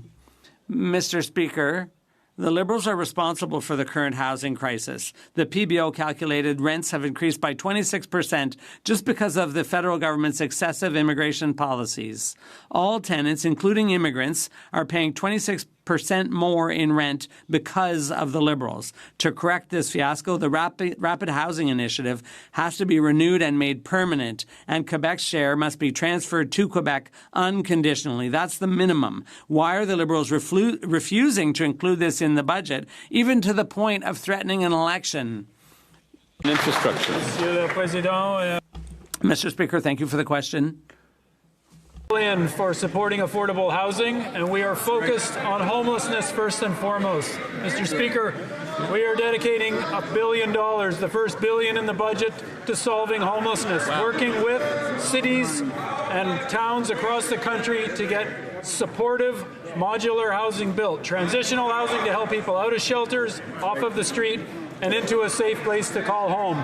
We are committed to affordable housing, and we will follow through. The honourable member for Newtecumseg-Gwillimbury. Every dollar the Liberals spend comes right out of the pockets of Canadians. Under Trudeau, the Liberals' consumer carbon tax made everything more expensive, while their record spending led to higher prices and lower paychecks, with the debt burden falling on younger Canadians most of all. Now this Prime Minister is doubling down in his budget with an industrial carbon tax, more costs, and billions more in deficits. Justin Trudeau already mortgaged Canadians' future. So why is this banker Prime Minister foreclosing on it. The Honourable Secretary of State for Financial Institutions. Mr. Speaker, while the party opposite is focused on their leader and what he said last week, we are laser focused on Canadians. On November 4th, we are going to table a generational budget, Mr. Speaker. We are going to invest in Canadians, we are going to invest in Canada, and we are going to build. We are going to invest in infrastructure, defence, housing. Mr. Speaker, we believe in Canada. I ask the party opposite to support our budget on November 4th. Thank you, Mr. Speaker. The Honourable Member for Newcastle I ask the Granbury. party opposite, haven't Canadians sacrificed enough? For 10 years, they've paid the price for a Liberal carbon tax. This government falsely claimed would put more money back in their pockets than it took out. Now, this Prime Minister is pulling the same stunt with his industrial carbon tax. He claims there's no impact, even as it increases costs on farm equipment, fertilizer, and ultimately groceries. Conservatives want an affordable plan. Will the Prime Minister scrap his industrial carbon tax in his budget so families can eat again? The Honourable Secretary of State. Mr. Speaker, while the party opposite is focused on imaginary taxes, we are focused on real tax cuts, cutting taxes for 22 million Canadians, cutting the GST for first-time home buyers. Interest rates are going in. We're moving forward with initiatives like the school food program, personal support workers credit. Mr. Speaker, we're focused on affordability for Canadians. I wish the party opposite would stop the rhetoric, get on board, support our budget November 4th. Thank you. The Honourable Member for Algonquin Renfrew Pembroke. Mr. Speaker, the Liberals aren't satisfied with 2.2 million Canadians visiting a food bank a month. The new fuel tax will chew up any savings at the gas pump. Grocery prices haven't come down since COVID. Now, we'll never get a break at the cash register. Will the Liberals kill the new fuel standards tax so people can afford to eat? The Honourable Secretary of State for Children and Youth. Thank you, Mr. Speaker. The members opposite remain fixated on imaginary taxes, and on this side of the House, we remain focused on the supports for Canadian families to help them fight food insecurity. We do this with the program, for example, the National School Food Program, which we are making permanent, the disability benefit, the dental care, child care, and a national housing strategy. Time and time again, we are there for Canadian families, and members opposite vote against these investments in our communities. The Honourable Member for Algonquin Renfrew Pembroke. The new fuel tax will put more ethanol in your gas tank, so you'll have to visit the pumps more often. It'll also cut supply, so the fuel will cost more. When fuel goes up in price, the cost of everything goes up. Yep. The Liberals have a chance to kill the new fuel standards tax with the budget. Will the Liberals use the budget to kill the new fuel tax? Here, here. The Honourable Parliamentary Secretary to the Minister of Finance. Mr. Speaker, we empathise with struggling families, but unlike Conservatives, our government is stepping up to help them with affordability. We cut taxes for 22 million Canadians, reduced GST on new home purchases, significantly reduced childcare fees, cut the cost of basic dental coverage, and funded healthy food in schools. Common sense says when families save money on their taxes and on childcare and the like, they have more to spend on groceries. But common sense doesn't seem to be so common in the Conservative Party today because they've opposed all of these cost savings measures. Canadians want to know, where are the common sense Conservatives? The Honourable Member for Vaughan Woodbridge. Mr. Speaker, if their policies worked, why are over 700,000 children lining up at food banks? The Prime Minister promised he'd be judged by the cost at the grocery store. Well, the verdict is in. Food inflation up 4%. We now have 2.2 million people visiting food banks in a single month. And by the federal government's own analysis, a $1.3 billion food packaging tax that's baked right into the cost of every meal. So while Canadians are skipping meals, these Liberals are feasting on new taxes. Will the Prime Minister stop cooking up new hidden costs and scrap his food packaging tax so Canadians can afford to live? The Honourable Secretary of State for Labour. Conservative members seem to enjoy talking Canada down, talk about imaginary taxes. It's almost as if they're cheering for the LA Dodgers instead of Canada's team last night. Mr. Speaker, while Conservatives vote against measures that support Canadians, we're investing in them. We're building major projects, building homes right across the country, Canadian steel, Canadian lumber, Canadian unionized worker. We're putting people to work, strengthening communities, building a future that Canada can be proud of. So here's my question. Will Conservatives vote for the budget, or will they trigger an Xmas election? The honourable member for Louis Saint Laurent Akia-Wenrack. The Prime Minister said he'd be judged on the price of food, and now we see the results.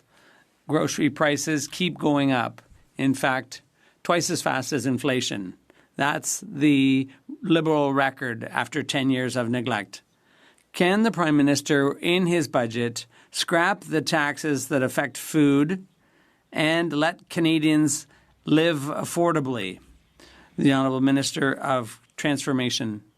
Mr. Speaker, Quebecers and Canadians judged the opposition leader and how his plan was not credible or serious.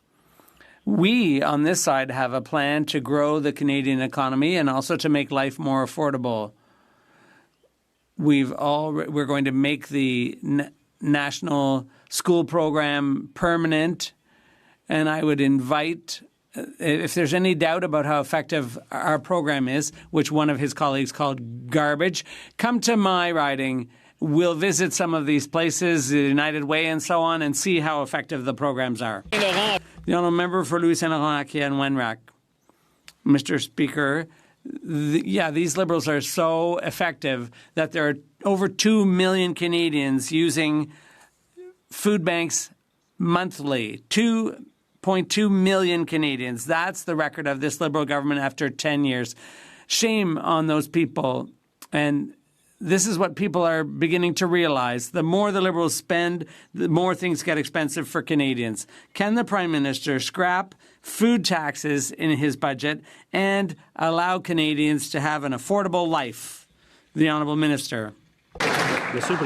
Mr. Speaker, he'd like to talk about a direct impact on Canadians and on the cost of living. Let's talk about the National School Food Program. That's $800 per family.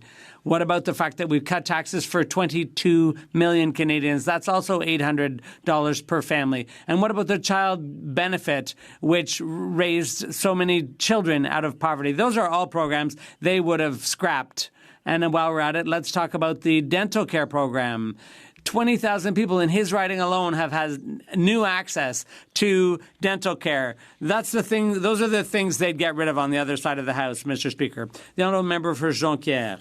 Mr. Speaker, the forestry industry and its workers and municipalities were on the Hill this morning. Chantier Chute, Bougamau, Domtar, Arbec, the Quebec Association of Forestry Contractors, and also Unifor, the Rive of Antoine Labelle, and the Mayor of Ferme-Neuve. They're all here to demand that Ottawa advance 50% of the amounts payable in countervailing duties, pending reimbursement at the end of the dispute. They expect the federal government to finally support Quebec's forestry industry. When will this government finally take action? The Honourable Minister of Industry. Mr. Speaker, I welcome them here on the House. I'd be happy to meet with them. I know many of them well. We work with Unifor on other files, and obviously the prevailing situation in the forestry sector has to do with the completely unjustifiable tariffs coming from the White House. So we will support the softwood lumber industry. We will work with them. We already have loan guarantees, which is supported by BDC for $500 million. I'd be happy to meet with my colleague to find solutions for companies in his riding. The honourable member for Jonquière. Mr. Speaker, if Donald Trump's threat to add another 10% in tariffs, if that should materialize, Quebec's forestry industry will be the hardest hit of all industries in Canada, and yet Ottawa's doing nothing. The financial aid promised in August has still not been released. Our workers are still not protected by a wage subsidy, and our companies are still paying billions in illegal countervailing duties without any federal support. Mr. Speaker, Quebec's forestry industry represents 130,000 jobs in 900 municipalities. When will the Liberals take this crisis seriously and do something? The Honourable Minister. Mr. Speaker, one thing is clear. This government will go to bat for jobs in the softwood lumber industry, period. And that's why we're working every day with the industry. I had meetings last week. I spoke with the Quebec Minister of Industry last week, Minister Frichette, the Minister of Natural Resources and myself, and the Minister responsible for intergovernmental relations. We are on it, and the fund. One mustn't say that the funds are not available. They have been released. They are available, and I'd be happy to work with my colleague further on this issue.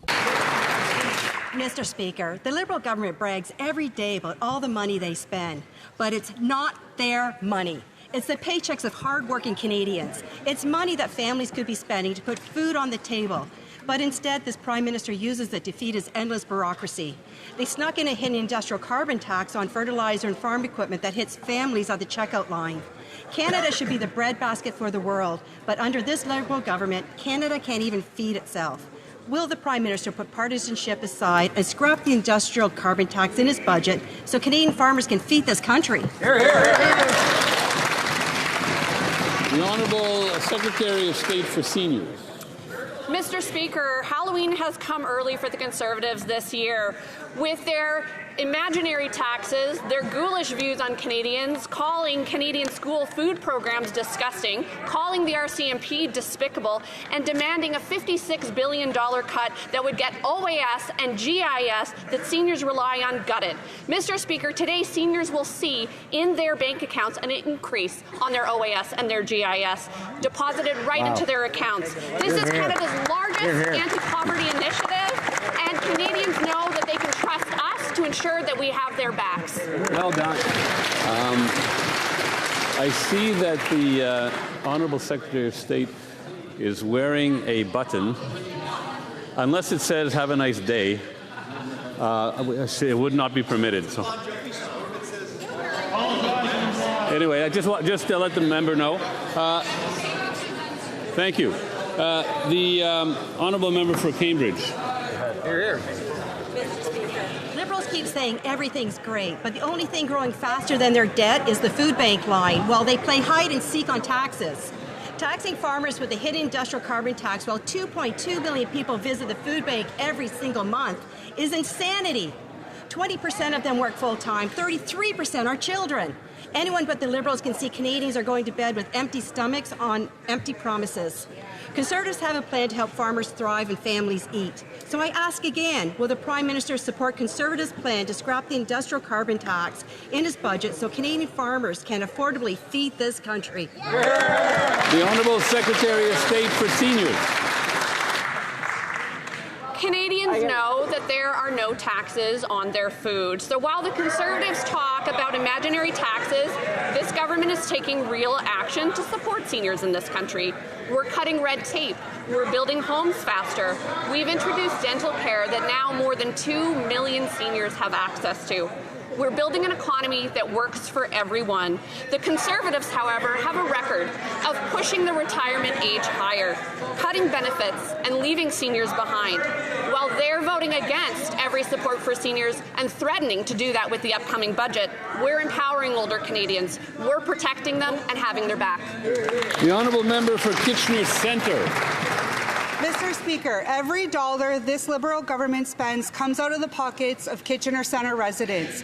Hidden, not imaginary, hidden taxes like the food packaging tax is baked into the sticker price, driving up the cost of food. Will the Liberals' own number shows that Canadians' $1.3 billion it will be in costs over the next decade for this tax. The more they spend, the more Canadians pay. Will this Prime Minister put partisanship aside and scrap the food packaging tax so Canadians can afford to live? The Honourable Minister of Jobs and Families. Mr. Speaker, all across Ontario, families are benefiting from, let me get this, Mr. Speaker, $16 a day for childcare, down from $70 a day. Exactly. Mr. Speaker, this is phenomenal, and it's adding thousands of dollars in the pockets of Canadian families every single month, Mr. Speaker.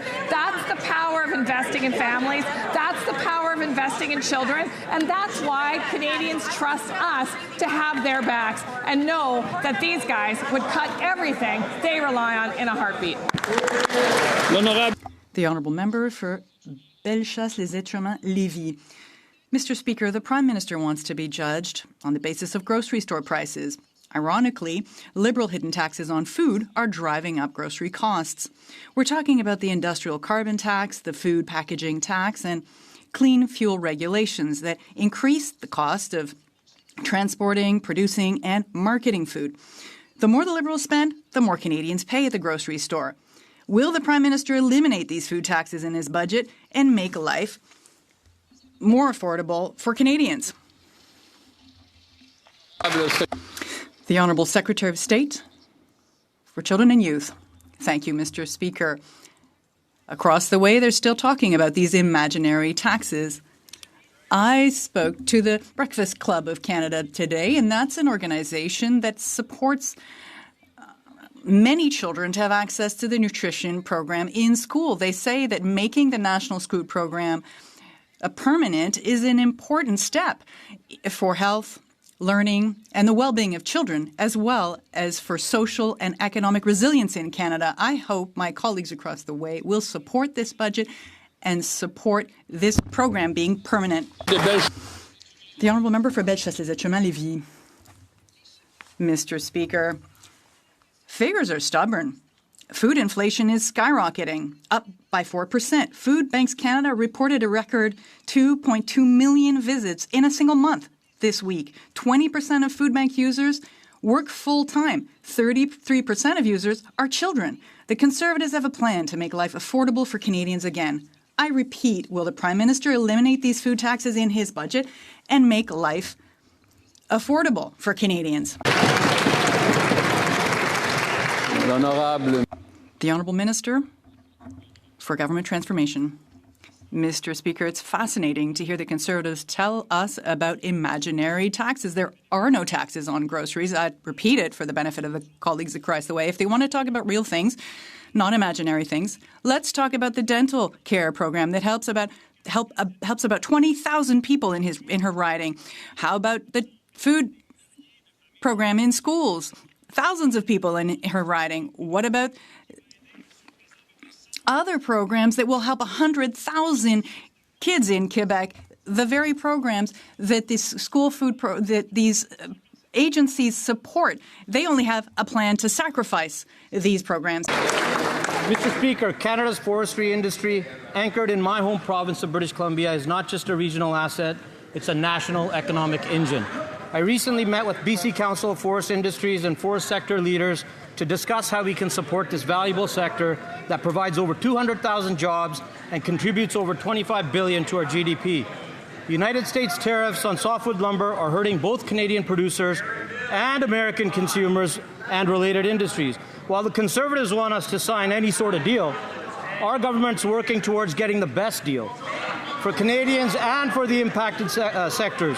In the meantime, can the Minister of Industry... The Honourable Minister de l'Industrie. The Honourable Minister of Industry. I would like to thank my colleague for his important question. Indeed, he is fighting for the Canadian softwood workers, as we are as a government, because we will stand strong against these unjustified tariffs. We'll make sure that we get a good deal, but meanwhile, we're there to support, for them to have access to funding to support their workers, to adapt and pivot, and eventually to make sure that the world knows that the Canadian lumber in Canada actually is the best in the world. So we'll continue to build Canada strong, Mr. Speaker. The Honourable Member for Thornhill. The Liberal government has blown billions more on consultants, on foreign aid vanity projects, and $1 billion legal gun grab that they themselves admitted won't work. The result has been higher taxes, higher prices, a higher cost of living, and an entire generation of young people who do not believe that they will ever do better than their parents. Canadians are cutting back, they're skipping meals, they're lining up at food banks in record numbers, while this Prime Minister maxes out the nation's credit card like it's someone else's problem. Will they finally stop the waste? Stop the taxes, stop the inflationary spending, and put forward an affordable budget for an affordable life here in Canada. The Honourable Secretary of State for Financial Institutions. Mr. Speaker, I've got great news for Conservatives. We've actually got a way to help 5.5 million Canadians with the cost of food.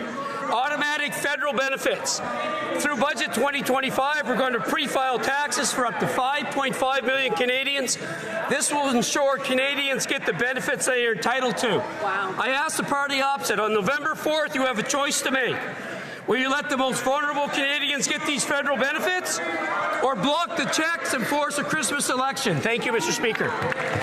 The Honourable Member for Thornhill. Mr. Speaker, that minister is in complete denial. Here, he sent $8 million to Vietnam to create gender-just rice.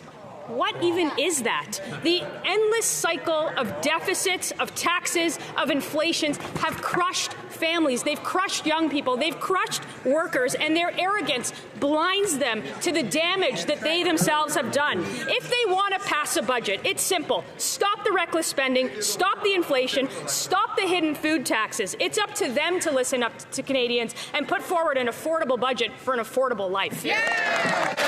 The Honourable Secretary of State. Mr. Speaker, while the Conservatives are focused on a revolt in caucus, we are laser focused on Canadians.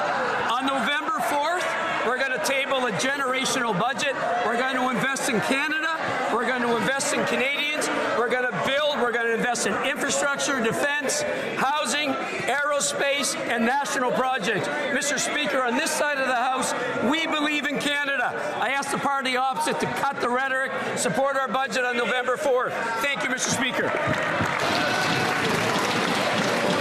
We have to try to not be too provocative, because provocation creates disorder, and that's a problem. The Honourable Member for Calgary-Midnapore. The only thing that's revolting are those answers. The Prime Minister promised Canadians he would stop outrageous spending on high-priced consultants. Only 6 months in, this promise is broken. He's already increased spending on consultants by 37%. That's $6 billion. Whether it's Arrive scam, McKinsey & Company, or now the CRA call centre, the Liberals will always find a way to pay their consultant friends the big bucks. That's right. So when they table their budget next week, how many more billions can Canadians expect to pay Liberal insiders? Good. The Honourable Minister for Transformation. Mr. Speaker, we've received a very clear mandate from Canadians to reduce the use of consultants, to make the government more efficient, spend less to invest more. That's precisely what we'll do in this historic budget on November 4th to build the very foundations of a strong economy in Canada. I hope the Conservatives will support it. The Honourable Member for Calgary-Midnapore. Je pense que no. Canadians line up at food banks. Liberal consultants line their pockets. Yesterday, the president of Shared Services Canada admitted they learned a very hard lesson on the contract for CRA call centres, which quadrupled to $190 million under the Liberals' watch. The same hard lesson they learned when GC Strategies blew the roof off of the ArriveCan contract. So I will ask again, how much will Canadians have to pay to Liberal friends and insiders in next week's budget? The Honourable Minister. Thank you very much, Mr. Speaker. And as I was mentioning, we received a clear mandate from Canadians to have a government that is more effective. We will always ensure we have the best value for money for Canadians, Mr. Speaker. And while we are preparing to present our budget on November 4th to spend less and invest more, we want to make sure we get the best value for Canadian to build the strongest economy in the G7. For Brantford, Brant South, Six Nations. Mr. Speaker, the Liberals blew nearly $1 billion on a gun grab even their own minister admits does not work. He was caught on tape telling the truth. It's a waste of money. Yep, right. The OPP wants no part of it, and the only police force they found to enforce their vanity project, its chief is related to a Liberal MP. What? This isn't safety, it's political theatre with a $750 million price tag. When will the Prime Minister scrap this farce and go after criminals instead of law-abiding Canadians? The Honourable Minister of Public Safety.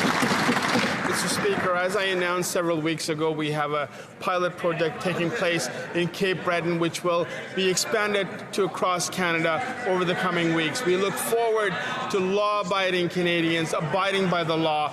As you know, Mr. Speaker, we have brought in many measures to ensure that criminals are off our streets, including Bill C-14, which I hope the party opposite supports. It is part of a comprehensive plan to attack crime in this country, Mr. Speaker. The honourable member for Bow River. Mr. Speaker, this Liberal government is pushing ahead with a costly and misguided gun grab that ignores the real problem: illegal guns smuggled from the U.S. Instead, they're targeting the most responsible and law-abiding Canadians.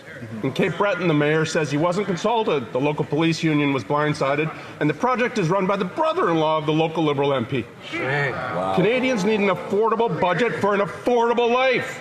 $750 million is being wasted on this program. Mr. Speaker, when the budget pressures are so high, why are Liberals wasting $750 million on political optics and nepotism instead of cracking down on real criminals and keeping Canadians safe? The Honourable Minister of Public Safety. Mr. Speaker, our government is doing everything we can to ensure that guns are off our streets. This includes Bill C-12, Mr. Speaker. This includes $1.3 billion investment at our border, 1,000 new RCMP, 1,000 new CBSA officers. We have Bill C-14, which will address the issues around bail. We'll also have a compensation program which will ensure that law-abiding Canadians can get compensation for prohibited weapons, Mr. Speaker, which we hope will be expanded across Canada. This is our approach to a range of issues involving crime, Mr. Speaker. I invite the party opposite to support these initiatives. The honourable member for York Centre. This year, the Liberal government will spend $1 billion on interest every week. And while the Prime Minister is planning a record-breaking deficit, his accounting gimmick may put Canada's credit at risk. But last week, the Prime Minister told students they'll have to sacrifice even more. Canadians shouldn't be made to sacrifice. After a decade of Liberal failure, they've sacrificed enough. Yes. They don't want more Liberal debt, Liberal waste, and Liberal corruption. Why is this Prime Minister spending like Justin Trudeau on steroids? The Honourable Parliamentary Secretary to the Minister of Finance. Inflation in Canada has been within the Bank of Canada's target range for over 21 months in a row. The Bank of Canada also cut rates again today by 25 basis points. That's more savings, lower mortgages, and real relief for Canadians. While Conservatives seem to root for a recession in Canada, we're making the investments that are needed for our economy to grow and prosper. Conservatives shout slogans all they want, but we'll continue to implement solutions. They divide, we'll deliver. That's progress. That's what Canadians deserve, Mr. Speaker. The honourable member for York Centre. This Liberal member doesn't understand how bad it is out there. More than a quarter of Canadians cannot afford to eat. And now the Prime Minister is telling a room full of students they'll have to sacrifice even more. Young people sacrificed enough. They've already sacrificed home ownership. And yesterday, CTV reported that young Canadians can't even land a minimum wage job. Speaker, question: will the Liberal budget get spending under control so young Canadians can start affording everyday life? The Honourable Parliamentary Secretary to the Minister of Finance. Speaker, lowest net debt to GDP ratio in the G7, a AAA credit rating, an inflation rate within the Bank of Canada's target range, job numbers that exceeded expectations by 83% last month. Those are Canada's economic fundamentals. And Citibank CEO just last week said Canada, relative to other G7 countries, has debt dynamics and fiscal space that, if used wisely, would unlock a lot of opportunities in this country. That's exactly what we're focused on, Mr. Speaker, in Budget 2025, unlocking opportunities for all Canadians. The honourable member for Foothills. We have just learned that India has placed 30% tariff on Canadian peas. This is on top of the 100% tariffs already in place from China. As a result, 80% of Canada's pea markets now face tariffs worldwide. This is putting Canadian farmers at risk as prices have dropped more than 40%. The Prime Minister and his team was just in India, and now they're in China. Every time they go somewhere, it gets worse. That's right. What is this government going to do to ensure that our farmers get the tariff relief they need to ensure that they can stay in business? Right on.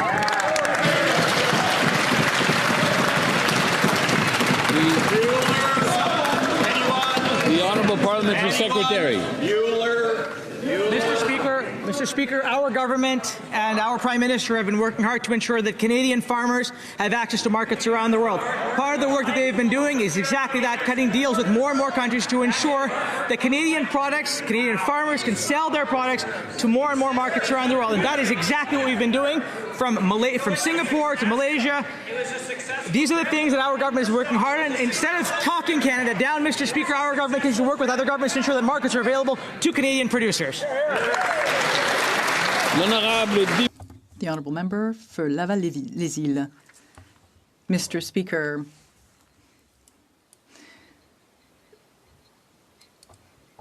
one of the best ways to strengthen our Canadian identity is to give more people an opportunity to discover the places, stories, and landscapes that define us. From national museums to parks and historic sites, these shared spaces remind us of who we are. But for many families, the cost of every outing has to be factored into the budget. Can the Minister of Canadian Identity and Culture and Minister responsible for official languages clarify how our government is helping Canadians explore and celebrate their heritage while keeping these experiences accessible to all? The Honourable Minister. Mr. Speaker, last summer, the Strong Canada Pass meant families could discover an incredible country while reducing costs. It was a resounding success. More than 200,000 children enjoyed free admission to national museums. Visitor numbers increased by 15%. Participating provincial museums saw a 26% increase in youth attendance. Parks Canada sites saw attendance increase by between 9 and 20%. We are thrilled that the Strong Canada Pass will be back in the winter and the summer 2026, so Canadians can keep discovering the most beautiful country in the world. The Honourable Member for Chicoutimi-Millefort. Mr. Speaker, the Prime Minister promised to negotiate a softwood lumber agreement with the U.S. today. The forestry sector is threatened with tariffs of up to 55%. Do you know what 55% tariffs mean in my riding of Saguenay-Lac-Saint-Jean? It means 8,000 jobs at risk, families that just can't pay their bills at the end of the month. Our workers deserve better.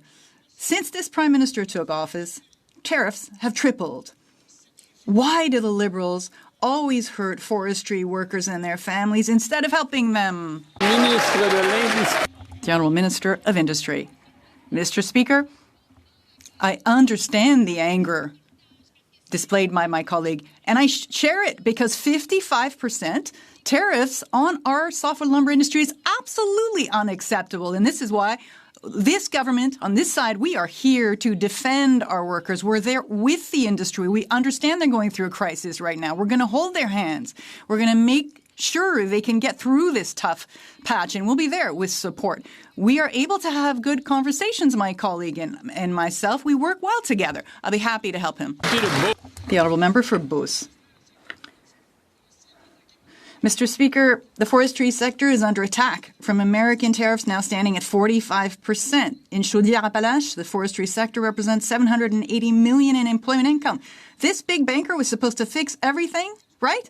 The result is that it costs Europeans less to ship their wood from Germany across the Atlantic by boat than to ship lumber from Saint-Théophile right at the American border, Mr. Speaker. Wow, what a great negotiator. Bravo. My question, will the Prime Minister defend forestry workers? Yes or no?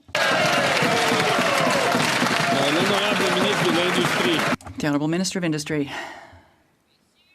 Mr. Speaker, the answer is clear. Yes, yes. Yes, yes, we will be there for the forestry sector because we believe in it, but not just because of that. We know there are things we cannot control. We can't control the administration in the U.S., but there are things we can control. We will focus on the support to our workers, our businesses, and we will ensure to be there while they go through this crisis.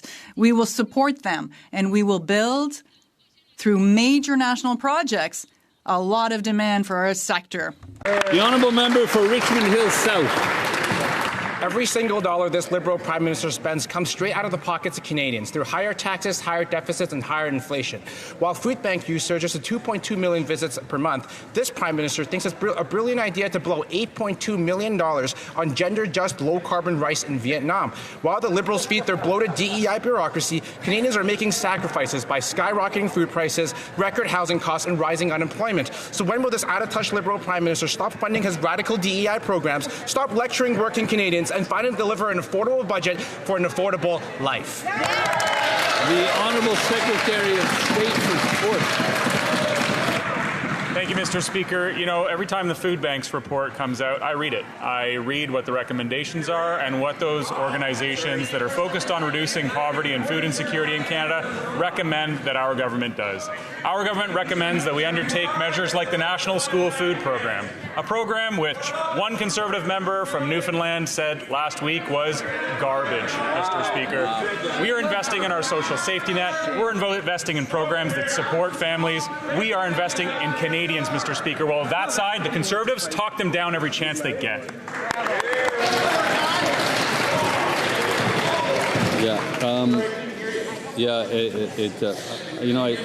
I don't want to ask members to start from the top answering questions because it eats up time.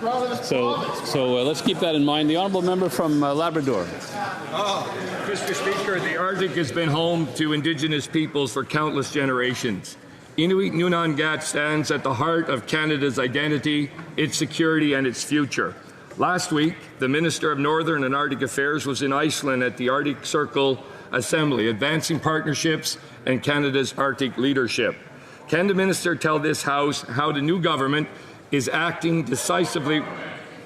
They're arguing over there, Mr. Speaker, because they think they're still in caucus.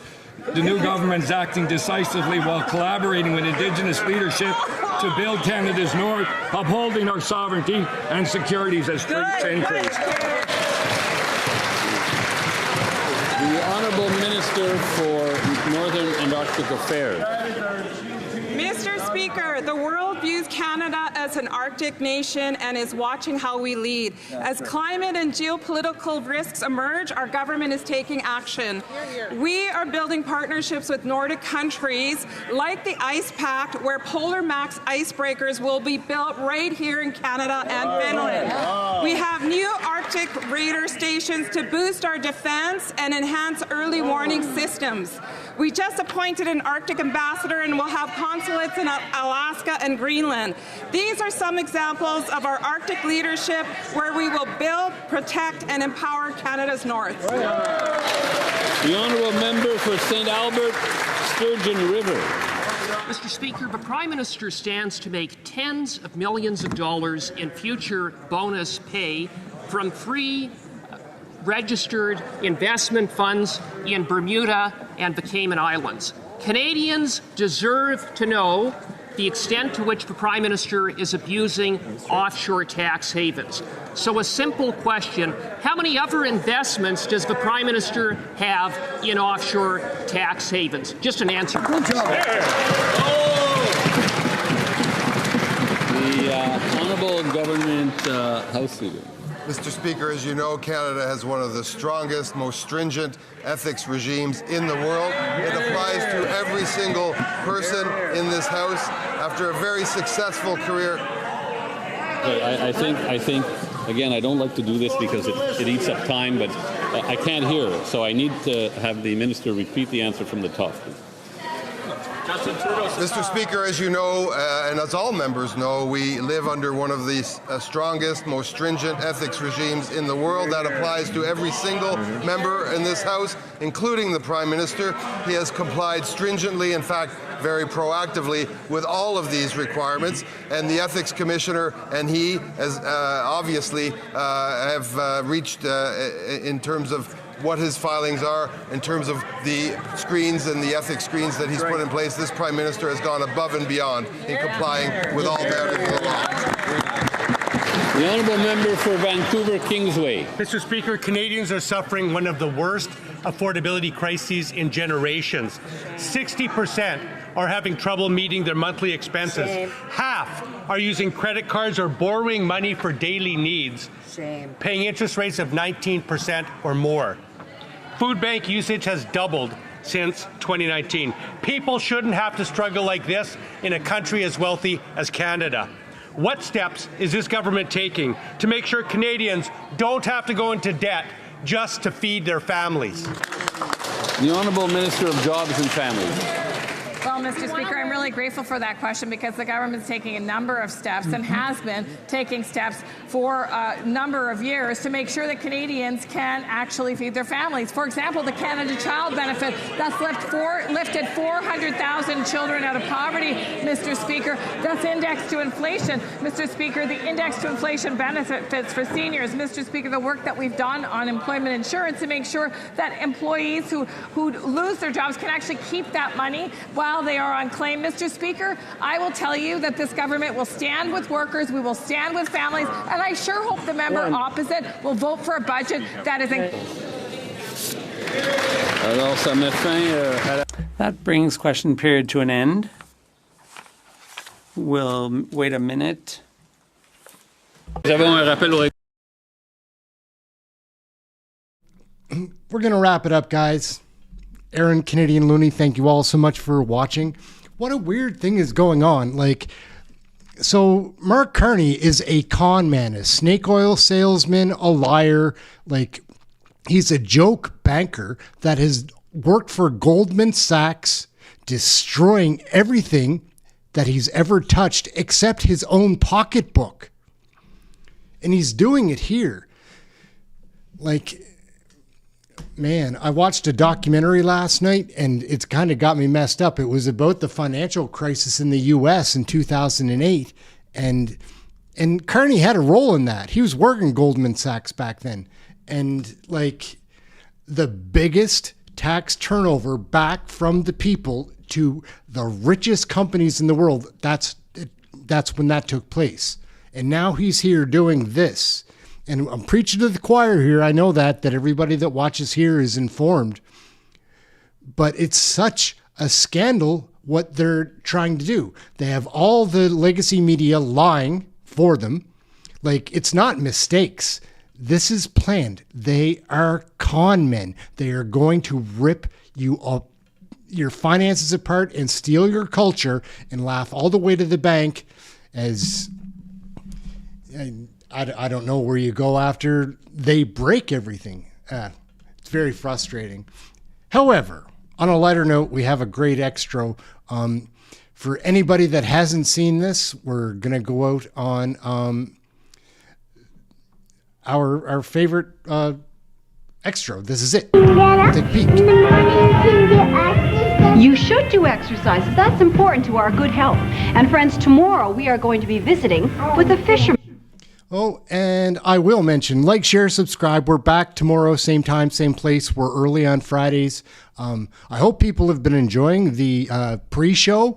Share this with somebody. And it is important to subscribe and get notified because this stuff is not promoted online. It's, again, not to talk too much about that, but you need to subscribe or get notified, or at least come looking for the show because it's not going to find you. That's the way it works on this interface. They censor everything. Anyhow, what are you going to do? Well, they don't censor anything the Liberals do. Nothing at all. They promote the lies and the mistrust and the deception and the dividing. It's very frustrating. Sorry to interrupt our fun moment with this who will tell us about his very enjoyable hobby. Have a good one, guys. We're back now, tomorrow. I would like to see you all through our magic mirror. Romper, bumper, stomper, boo. Tell me, do. Magic mirror, please tell me today, did all of my friends have fun at play? I see all of my friends in Alberta. It's nice to see you. And I see Dan and Vivian. I see Marlon and Mona. I see Catherine and Harley. I see Anne and Elizabeth and Jane. I see Bert and Nicole, and I see you too. I hope to see you tomorrow, right here in Romp Room. Ding dong, knock knock, hey daddy do. Bing bong, tick tock, bebop boom. Kick off your weekend with exciting CFL action when the Edmonton Eskimos tackle the BC Lions in Vancouver. Tomorrow night at 10:30 on CFTO TV.